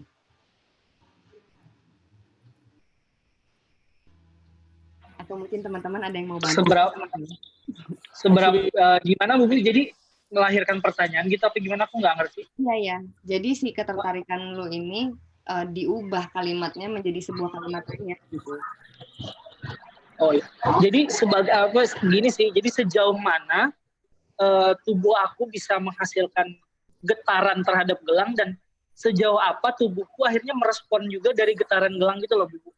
Ya, Aku menciptakan getaran lewat gelang dan bagaimana getaran gelang itu juga menciptakan tubuh aku gitu. Jadi saling respon dan negosiasi antara bunyi dan apa sih namanya? Ya, respon tubuh gitu. Ya. So what I've done is, remember the first question I asked you, Abib, what does your dance explore? And you talked about gelang, right, and vibrasi, vibration of the blade, vibration and rhythm, vibrasi dengan irama gelang. For me, the question that you just asked and the way you said it is actually more specific to what you are trying to achieve in your performance. Do you see the difference from when you say to me, I'm exploring vibration and rhythm in the bracelet, and then to the question that you asked just now? Yeah. Your body responds to the gelang to the body. It's actually a much more specific question, but it is also a more complex and complicated question. It's no longer just I'm exploring vibration with the bracelet. Do you see that? Yeah. So if I were to let's try this, yeah? Let's try this, Abib. Can you type your message to everyone exactly what you said to me, to us just now? The question. Can you remember what you said? Chatroom pertanyaan yang tadi Abib. Everyone in meeting send to chat. Is that possible for Abib to do that? Lu pakai handphone apa laptop nih? Oh, okay. Yeah. He's using a handphone. But he can do it. Yeah. Sometimes this is one of the things that I do with, especially when I work with choreographers, because I'm a dance dramaturg, right? And dancers and choreographers hate writing because for them, the body is the one doing a lot of the speaking. And I do get into huge arguments with my fellow choreographer when I say, I need you to write it down. Your statement of intent, that means tujuan of this performance. And then I want you to write down for me what questions you have about this subject that you're looking at. For instance, I had one choreographer who was looking at dance, love, cinta. And I said, oh my God, that's so big. So how do you need to then write out how you feel about love and what is the question about love you want to ask? And it took him a while, but he did it. And actually after that, then we became clearer what the work was about. So, okay, so Abib has written here, bagaimana tubuh menghasilkan getaran, bagaimana tubuh menghasilkan vibration terhadap gelang, dan tubuh merespons vibration daripada gelang. For me, that is a very good beginning, because then we're very clear what you want to do already with the performance. Then comes my next question to Abib. Apakah hubungan di antara tubuh, getaran, dengan ritual pengobatan dalam ritual yang asal? Oke, pada aslinya ya, pada asli. Sorry. Asli. That's antara getaran itu dengan ritual pengobatan yang dilakukan oleh wadian atau belian. Biasanya ketika syaman sedang mengobati pasiennya, dia akan menari bersama gelangnya. Dan pada titik dia akan trans, tubuhnya akan bergetar dengan hebat gitu. Karena ada sesuatu yang masuk ke tubuhnya dan gelangnya juga ikut bergetar. Jadi ada getaran tidak hanya di gelang tapi di tubuhnya, dan ketika dia ngobatin orang, tubuhnya akan selalu bergetar, dan satu titik tertentu kadang pasiennya juga ikut bergetar ketika diobati. Itu yang menjadi koneksi gitu ya. Koneksi gitu. Getaran itu menjadi koneksi banget gitu. Okay, so now you've added another layer for me, which is getaran atau vibration bukan sahaja di tubuh dan gelang, tapi juga ada dari segi spiritual. There is a spiritual vibration. So there's a physical vibration and there's a spiritual vibration. So that itself then means that there are three main elements of this vibration you're talking about. From the gelang, from the tubuh, and then the spiritual part. Yeah. So now, this to me, there is a very strong basis to start processing what you have already, rather than just looking at the gelang and the vibration. Yeah. I think I will stop here because, you know, number one, our audience has only 3 minutes of video to watch. And number two, I think from that, I've already given a lot of questions. I would like to hear from Abib how he feels at the moment. Because some of the questions were different from 2 nights ago. And my approach is different again. Ya. Gimana Beb, yang ada yang mau disampaikan nggak dari, atau ada yang mau ditanyakan ke Hong Ngean? Yeah, all questions. Pertanyaan aku sama kayak kemarin aja, jadi biar teman-teman pada mengerti gitu ya. Jadi ketika kita melakukan eksplorasi gitu, eksplorasi terhadap eksplorasi terhadap satu materi. Oke. Jadi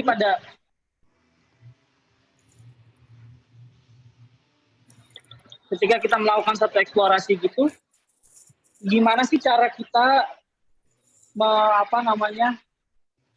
mentransformasikan dari yang kayak kita obrolin tadi ke dalam bentuknya gitu. Dalam bagaimana kerangka eksplorasi maksudnya. Gimana Bu? Mematerialisasi ide konseptual itu. Ya, kadang kan sebagai seorang koreografer kayak aku gitu, banyak maunya gitu Bu. Kadang aku pengen kayak mempresent shamannya, kadang pengen mempresent vokalnya gitu. Tapi bagaimana cara supaya on the track gitu? Ya. I'm trying to see whether I understand the question correctly. It's about materializing the concept, right? Yeah. What tools or what tools? methodology? Yeah, he needs to do in his exploration to materialize the conceptual idea. So let's go back to what he wrote, ya. Bagaimana tubuh menghasilkan getaran? 1, 2.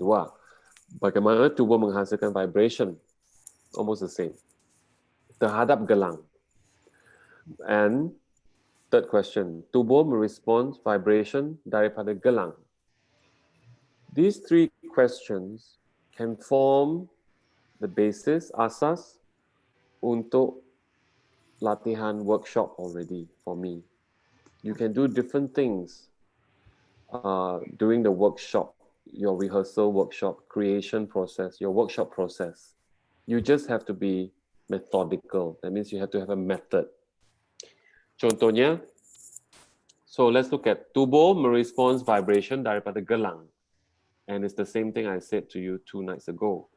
So are you structured and systematic enough to tell me, or do you record down your experiments with satu tangan dengan satu gelang, then the next time 2 gelang, 3 gelang, and you have to record down your results and how you feel about it. How do you mean by just record? remember. How do you mean by recording? Document whether you are actually recording with a video camera these days with technology, or you write down, because this is almost mathematical, right? Okay. And then, yeah, so you try first week. Tangan kanan, 1 gelang, 2 gelang, 3 gelang. How many, until you cannot fit anymore for first week, second week. Tangan kiri dengan tangan kanan. Asing. And then tentangan. Berlawanan. And then what happens when you shake it this way, shake it that way? So you have to be already more systematic, I think, in your approach. Because for me, your performance is actually all about gerak tubuh and about rhythm and about this is getaran, which is very interesting, the vibration. So the lapisan mengenai getaran spiritual can come later. Because first and foremost, it is about the physical. So there is no real tool. And this is what I mean, you see, because each of your dance subject will change, there is only so much that your school can teach you. You have to also then say, okay, what do I need to do next? And next and next. And this is where a good dramaturg can help you to sit down with you and say, okay, let's work out schema, what we call a jadual, of what you want to do, a list. Okay. Dramaturgs are famous for making lists. They are very good at making lists. So you do Excel, yeah? You can do Excel too, it's fine. Because if the project needs you to do Excel, you do Excel. Okay. If it doesn't need you to do Excel, you don't do Excel, right? Right. So that's one way you work with your dramaturg. And obviously, it's still you who has to come up with this jadual, this schema to work with. And then you can get feedback. And of course, you can get feedback and umpan balik dari para penari, from your dancers also, if you have dancers who are experienced. If you have dancers who are not so experienced, then it might be difficult. But I get asked a lot of these kind of questions. What is the tool from concept to material, to materialize the concept? And sometimes we think it is a complex process, but it's not. It's actually, you have to make it simpler for yourself. And then it can become more complex. Does that help at all? Can I speak for so many choreographers in Indonesia, I think, who graduated from dance school institutions or traditional groups, ethnic groups, where when on the first day of the creation, a lot of times we are already so much filled with formations in our head. Because like when you think you want to create a theater work or a dance work, you already have this form. And then how much do you think these ideas or concept or these forms, in imaginary forms, can contribute to the exploration process? Or probably it's actually non-productive to the exploration process? I think it depends on what you are trying to create.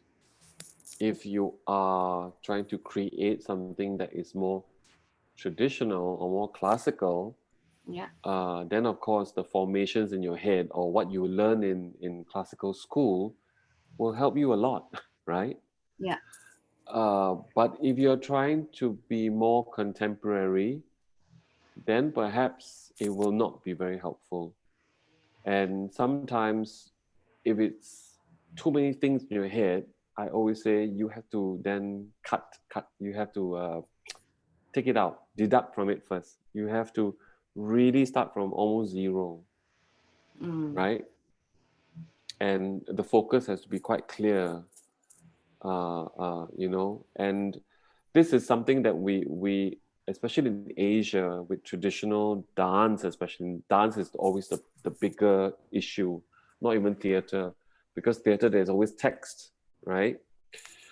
For dance, a lot of us study traditional dance in school, and it's, whether it's EC or university or higher even, you will do classical and it becomes ingrained in the body.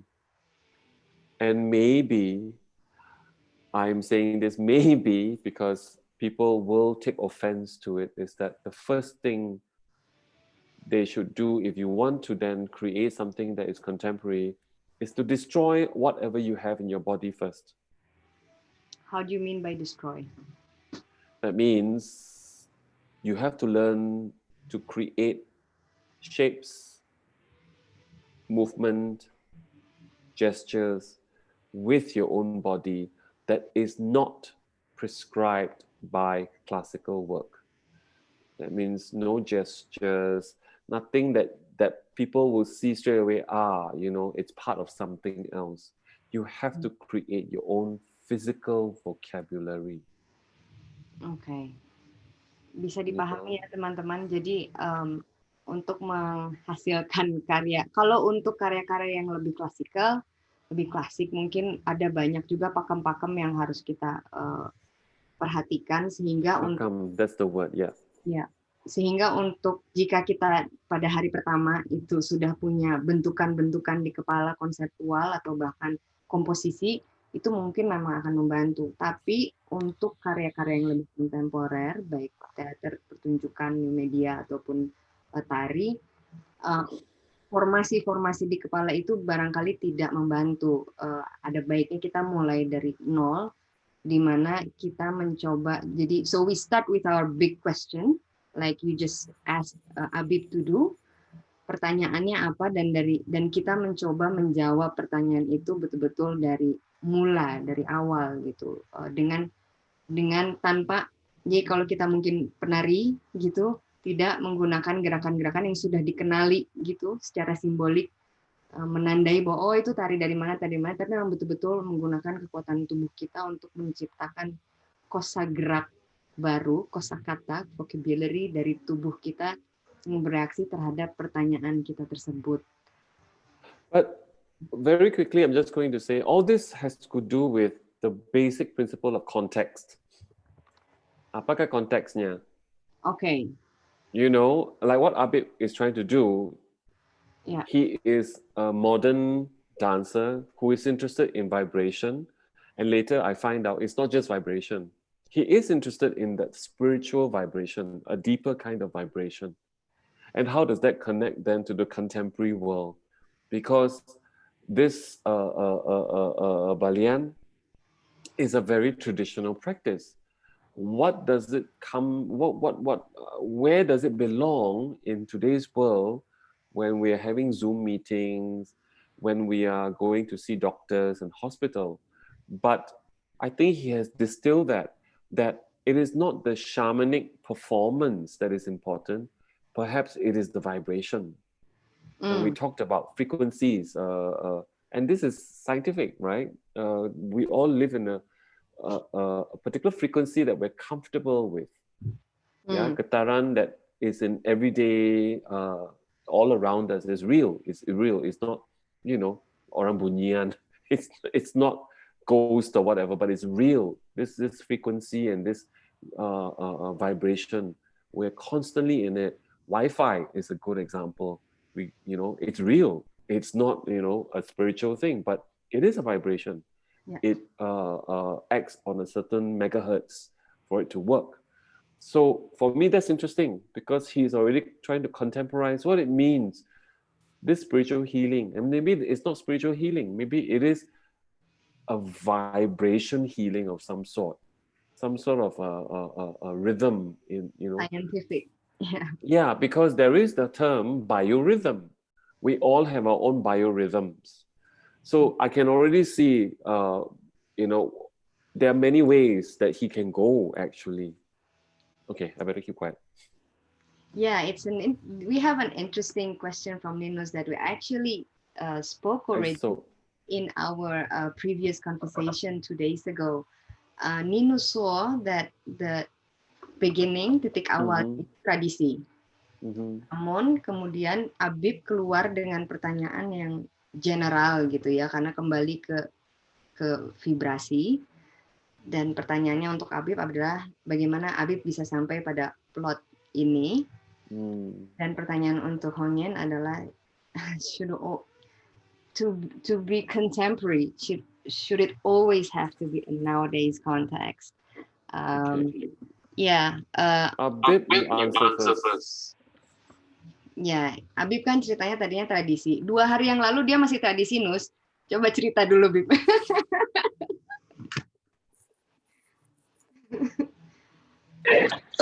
Pertanyaan ini plot itu maksudnya alur cerita gitu ya? Nah, jadi kan Abib tuh dari bentukan yang terjadi di SIPA itu terlihat bahwa ketertarikan Abib adalah untuk mengangkat nilai-nilai tertentu. Kemudian ketika ditanya, what's your big question? Bicara bahwa ini tentang vibrasi, getaran itu, gelang, irama gitu, sesuatu yang general gitu ya. Gimana Abib sampai ke situ? Mungkin diceritain sama Hongin 2 hari yang lalu itu apa? Iya, jadi 2 hari yang lalu itu sangat berisik, otak kepala aku jadi berisik banget. Jadi ada dua elemen yang sangat-sangat sama-sama kuat, antara shaman sebagai subjek and then bracelet sebagai objek gitu. Padahal aku sendiri sangat jatuh cinta kepada objek, namun aku terjebak untuk membangun image, membangun karakter shaman juga di karya itu. Karena balik lagi, aku tidak terlalu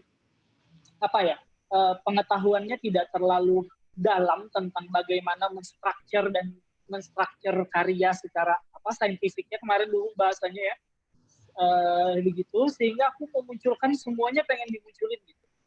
Karena itu isi kepalanya jadi sangat bising gitu nih, Nus. Hingga aku tidak bisa fokus melihat apa yang harus aku garap, padahal aku tahu apa yang aku pinginin. Kemudian pertanyaan pertama Hongin minggu lalu itu adalah, buat kamu mana yang lebih penting? Karena itu ada 2 unsur, ada ritual dan ada getaran. Menurut Abib mana yang lebih penting? Abib harus pilih gitu. Kemudian Abib memilih, ketertarikan Abib adalah getaran. Jadi maybe the following question is for you, Hongin, about this.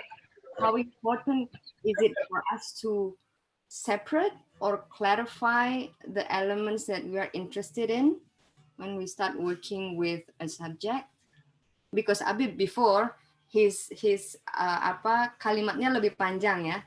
Dia suka getaran yang dilakukan oleh belian di sebuah proses ritual gitu.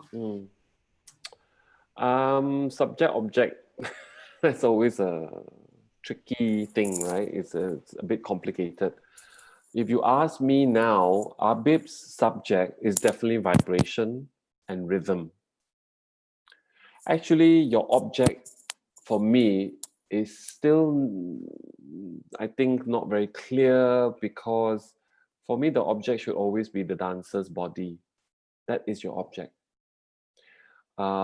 But I can understand that it can be shared with the gelang, because the gelang is special. Yeah.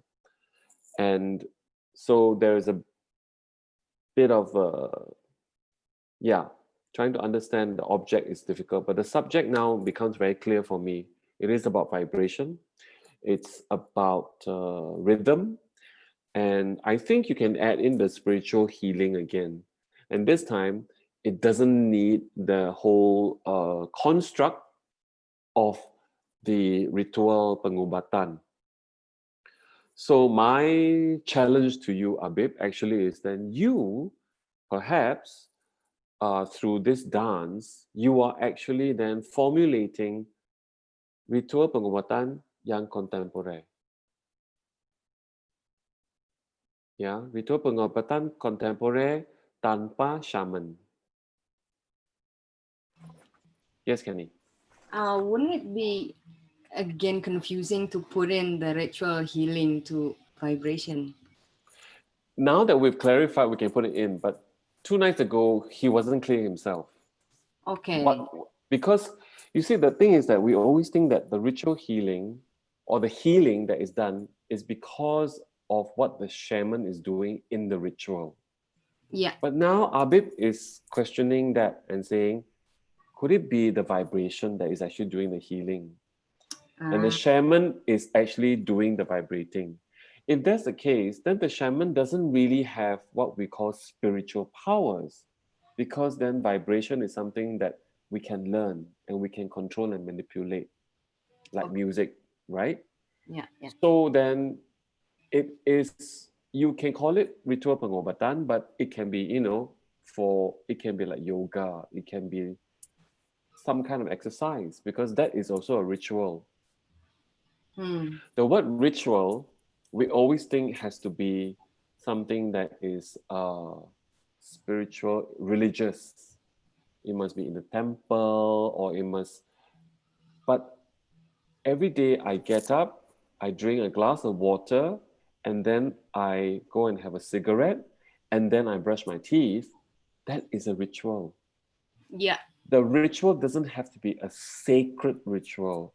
Right. But that doesn't mean that the ritual is less powerful. Yeah, agree. So a ritual healing, it depends on the tradition and the context. Like I said, the context.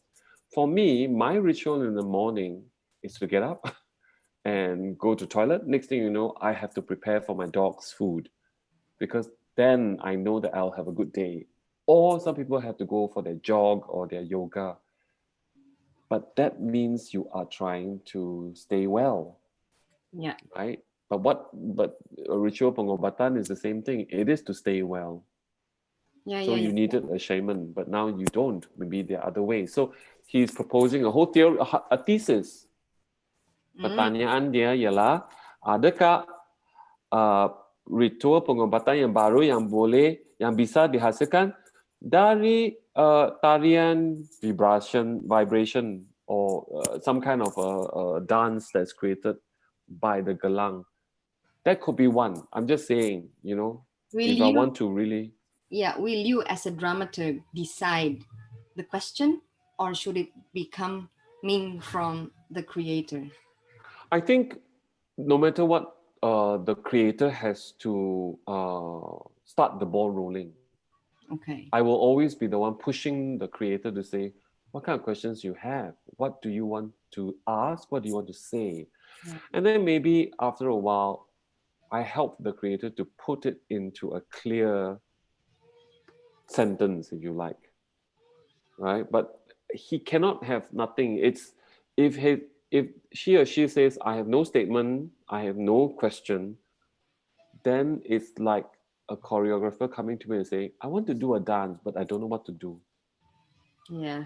Then I can't help, because you have to first give me something.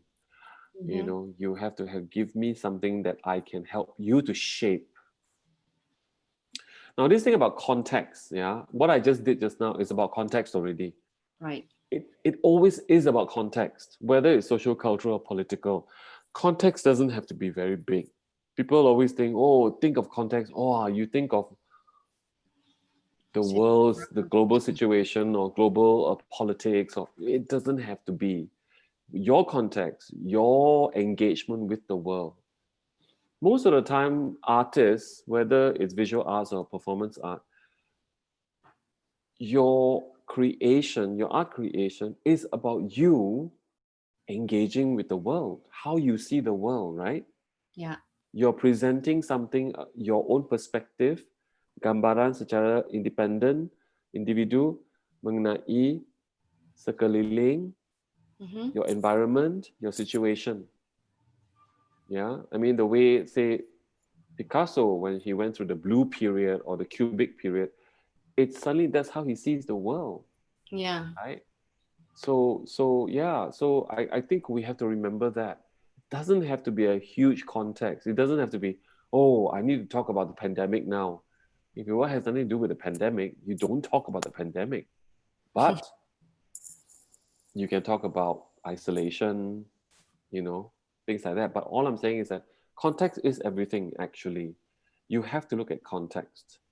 On a very simple note, again, say you are doing adaptation of a drama. And I know that especially in Indonesia, and in the whole of Southeast Asia, we are always adapting dramas from the West, whether it's Shakespeare. For instance, we are still adapting Shakespeare. Romeo and Juliet.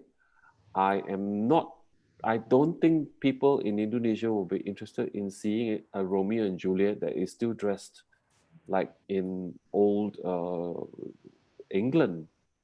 Or if you find a story, for instance, I think our poet came up with this story called Uda dan Dara, which is very similar to Romeo and Juliet, where the boy is from a poor family and the girl is from a rich family, and the two families are fighting. But it's context already. You're putting it into a context that your audience can relate to, right? Yeah, we haven't really talked about audience, but it's a whole another discussion. Yes, it is. Long discussion about audience. So yeah, it doesn't have to be a big context or nowadays. Actually, what Ninus asked is, does it have to be a nowadays context to make it? Right. Let me ask you a question. Do you think Abib's work is contemporary?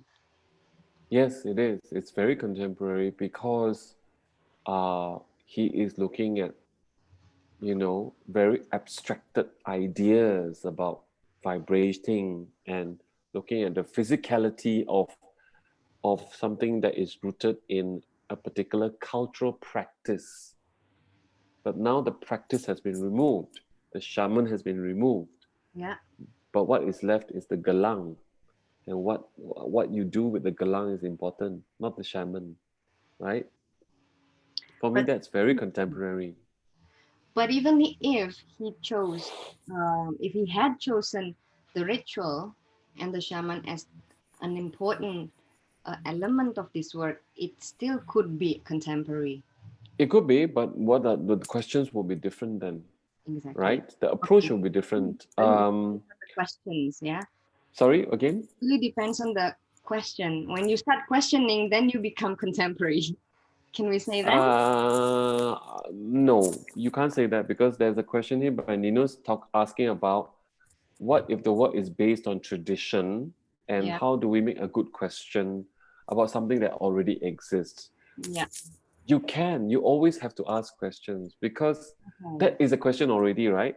If someone say, I want you to do for me, I don't know, legong or something. Yeah. The first question is then, how do I contemporize the legong? That is a question in itself. That is the research already, and it could be that you need to find out more about the nature of the dance itself first, or the performance. I remember the big debate of not big debate. So I was studying Serimpi. I think most people would know, right, from Indonesia, Serimpi. And there was, and when I say study, I mean from a theoretical point of view. And one thing that was interesting for us was how the gaze of the dancers was 45 degrees, the floor, right, pandangan, and it was always because of sign of respect to the king. Yeah.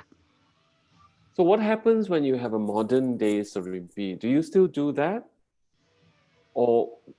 Or do you then do something else with the gaze? Right? Because there is no longer king and is being performed as tari rakyat, bukan tari royal anymore. It's not a royal court dance, right? So that was an interesting question for me. But it goes back to then tujuan choreographer. Are you making the traditional dance in a different way but still traditional? Or are you trying to contemporize it? Or, as we say in Malaysia, are you doing what we call kreasi baru, which is very much still classical, but in a different way, but it's not considered contemporary also.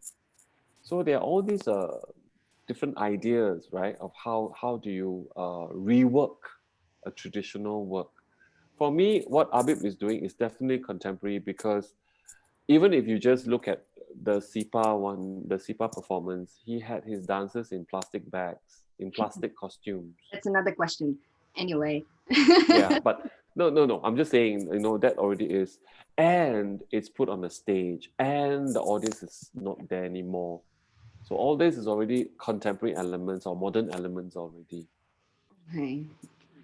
Yeah. Okay. Well, I think it's been an amazing conversation, and probably we should also remark that this kind of conversation usually doesn't happen in one night or even 1 hour like we No, it did doesn't. right now. Yeah, thanks for pointing it out. Yeah. Ya, biasanya mungkin seorang dramaturg akan mengikuti dulu proses dari seorang koreografer atau sebuah pertunjukan teater selama, I don't know, maybe 1 week, beberapa kali pertunjukan tanpa apa-ngapain, just observe, and then start asking questions like we just did. Yeah, is that correct, Hong Ngean? Maybe you want to say something about, yeah. In the normal course of working with a choreographer, with a creator, this kind of dialogue usually happens maybe 2 to 3 weeks after I have observed rehearsals and studio work and workshop creation. I will not jump right in and ask these questions because then it is very rude actually. I've become like an interrogator, right? But I need to also make observations first and look at certain things. Because then I also build relationship with the choreographer, with the creator, not just friendship, but also as a intellectual partner. I need to know what this person is like thinking and just talking.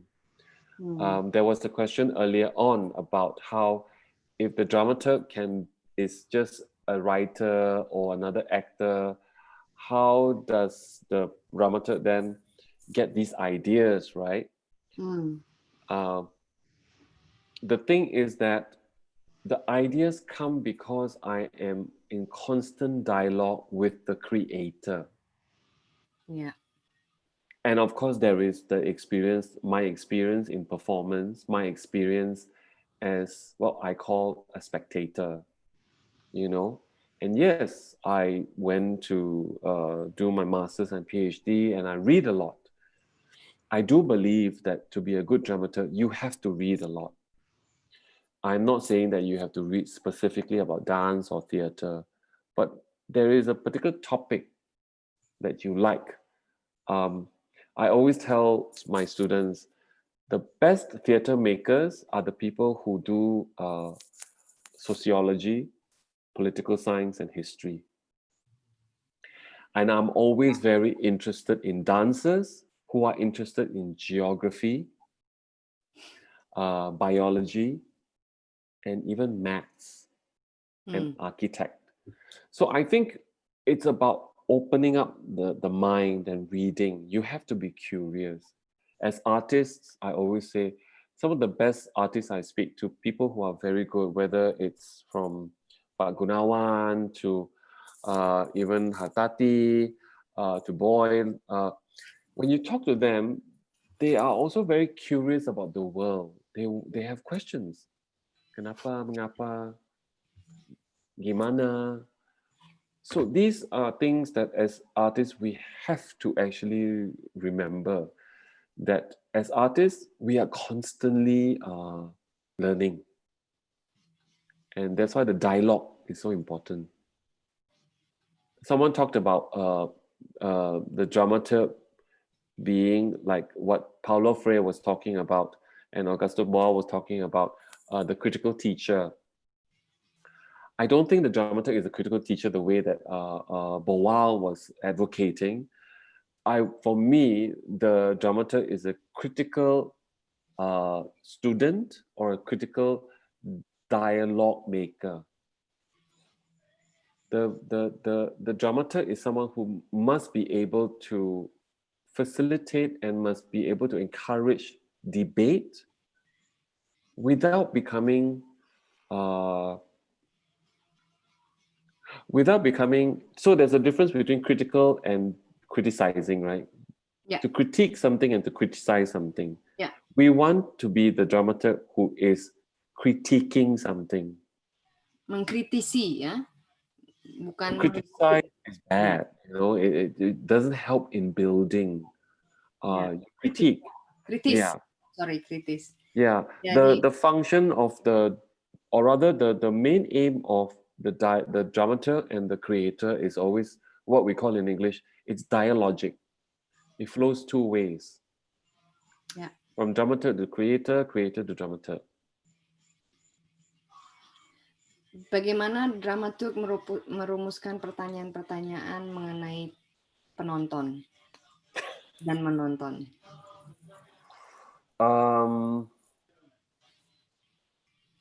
That's one whole. It's another big thing. Yeah. Because in say for instance, in Western performance studies, we study the theory of spectatorship. How do you say spectatorship in bahasa Indonesia? Ya, tonton menonton. The theory of spectatorship. What was interesting then is there was a question that I asked Abib 2 nights ago, and I said, what do you want your audience to feel, or what do you want your audience to react when they see this, or when they feel this getaran, when they see these movements that is making the vibration? So sometimes I ask that question too, because it's a direct question. As a director or a choreographer, you already have, most of the time, an idea of how you want to make your audience feel or think, So yeah. So in terms of this spectatorship, that is one thing. There is a whole theory behind it. Especially for dance, there's this very special theory now that's been used a lot called kinesthesia. Kinesthesia is the study of physical response of the audience while watching dance. How does it make you feel? Do you make you feel like joining in, or do you feel pain, or do you feel something? So there is a huge study on that also. Don't forget that if you're looking at classical works, I mean, it's always about entertainment, especially dance. But in dance drama, because of the kind of stories we tell, especially with the Ramayana or the Mahabharata, it is not about just making audience feel, but it's teaching. There's a teaching element to it. Education. You are teaching your audience how to be a good human being. You watch Siti Devi, and you are teaching your female audience how to be good women, how to be good wives. You watch the relationship between Hanuman and Rama, and you are learning how to become good, how to be a good brother, how to be a good friend. What does it mean to be loyal to the king? You learn because that is what is taught in these narratives. So that is a very direct way of influencing your audience. Yeah, it's an interesting topic that we might be able to get into in our next NuArt Talk. Thank you for bringing that up, Bahui. You might be responsible for that. I try to listen to a talk like that. Yeah. Yeah. Tapi I think we have to conclude our interesting. I need to sleep. Right, it's already past midnight for you. I'm so sorry, Hong Ngean. No problem. It's been very interesting for me. Yeah, thank you so much. Thank you so much for giving me the opportunity. I'm sure you have a whole lot of fans during this conversation tonight. Not sure. But is there any way that people can connect to you? For now, the best way is, I mean, I have, the usual, what do you call it, Instagram and all that, but I don't think it's very helpful. Sometimes I look at it. So you can always email me. Yeah, and I think it's actually, if you're interested in dramaturgy, especially... yes, of course, Asian Dramaturgs Network. Yes, please visit the website, Asian Dramaturgs Network, yeah? Let me just find out exactly what is the address. I actually, asiandramaturgs.org, I think, isn't it? I always forget. But the thing is, first of all, a lot of it is still in English, but we've been trying to do a lot of other things in other languages. But One of our big, we do find interesting videos and documents in that website from your previous forums, since 2016. So please do have a visit. And Hong Ngean's just written the website's address and his email, so everyone can make a good use to it. Well, concluding this conversation. So dramaturgy is perhaps yang paling bisa disampaikan adalah bukan untuk mendramatisasi karya seni. Itu adalah satu that's hal. one of the things that Iya, yang mungkin karena namanya dramaturgi, there's a drama in dramaturgy. So, tapi bukan untuk mendramatisasi, tapi lebih pada membantu dan menemani, mungkin menjadi partner dari seniman untuk mempertanyakan persoalan atau isu yang menjadi ketertarikannya. Karena dari paparan malam ini, Hong Ngean menyampaikan bahwa arts creation ini bisa menjadi sebagai riset ya. Bahkan ketika kita bikin karya itu seperti kita sedang membuat tesis gitu. Jadi bahwa ini adalah sebuah kerja intelektual, bahwa dalam melakukan proses berkesenian kita juga membutuhkan metodologi yang terstruktur untuk menyampaikan, mengclarify maksud kita dan memberikan tawaran, bukan solusi ya, bisa tawaran solusi, alternatif solusi, atau hanya pertanyaan saja. Karena mungkin itu yang tidak masyarakat tidak menemukan pertanyaan itu kalau tidak dimunculkan oleh seniman.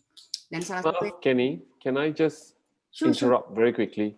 Right. You said just now about seni being intellectual. Yeah. It's not a new proposal. Yeah. Seni has always been intellectual.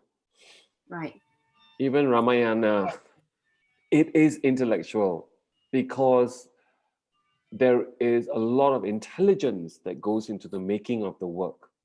Yeah, it's not something that I'm saying, oh, contemporary work is definitely intellectual compared to traditional. No. Yeah. Traditional work has its own logic.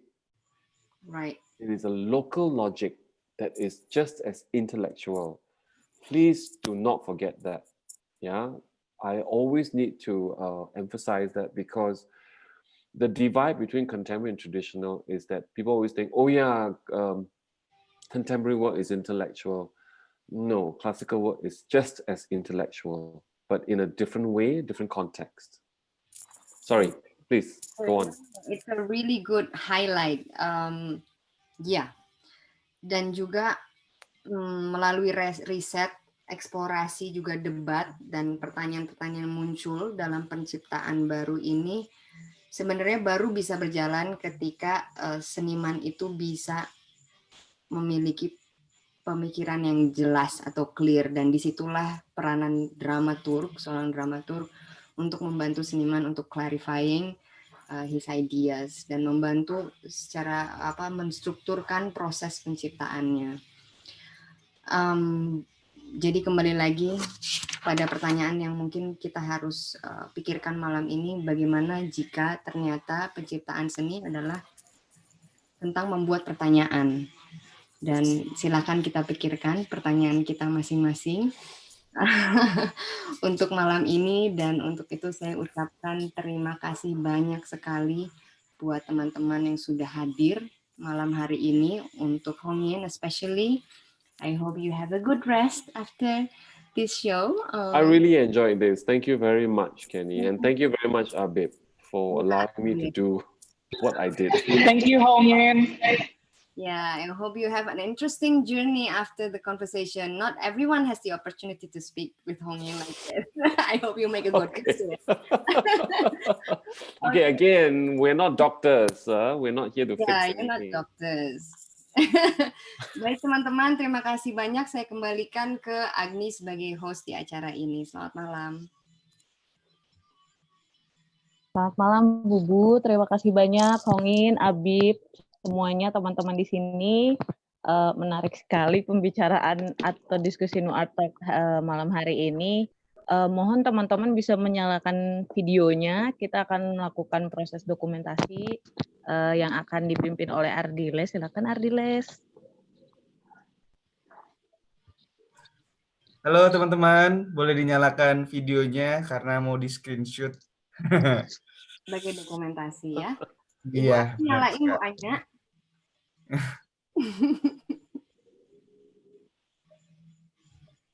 Dihitung dong Kak Diles. Hitung Kak Sebentar, Diles. sepertinya masih ada banyak pengikut untuk kita foto bareng ya. Oke, Steve. Sepertinya oke, masih ada. Sepertinya sudah. Oke, kita hitung. 1, 2, 3. Ya, terima kasih. Terima Oke, kasih. udah Diles. Terima kasih. Sudah. Kan sekali Diles orang ada 2 halaman gini. Di saya ada 1 halaman, Bu. Oh iya. Oke, sampai sekarang yang bertahan ada 33 orang. Tapi syukur sekali malam hari ini dari Aceh sampai Papua sih sebenarnya kalau yang daftar. I don't know. Daftar ya. But it's actually pretty wide. Right. Oh, I see a familiar face. Ferry. I know Ferry. Yes, you know Ferry. Yes. Because now I'm putting faces. Oke. Terima kasih banyak. Terima kasih teman-teman. Semoga nanti bertemu lagi di lain kesempatan NuArt Talk berikutnya ya. Dadah, selamat malam. Selamat malam. Selamat malam. Terima kasih Teh Kenny. Sampai Sampai ketemu lagi. Terima kasih loh. Udah. Dosen juga.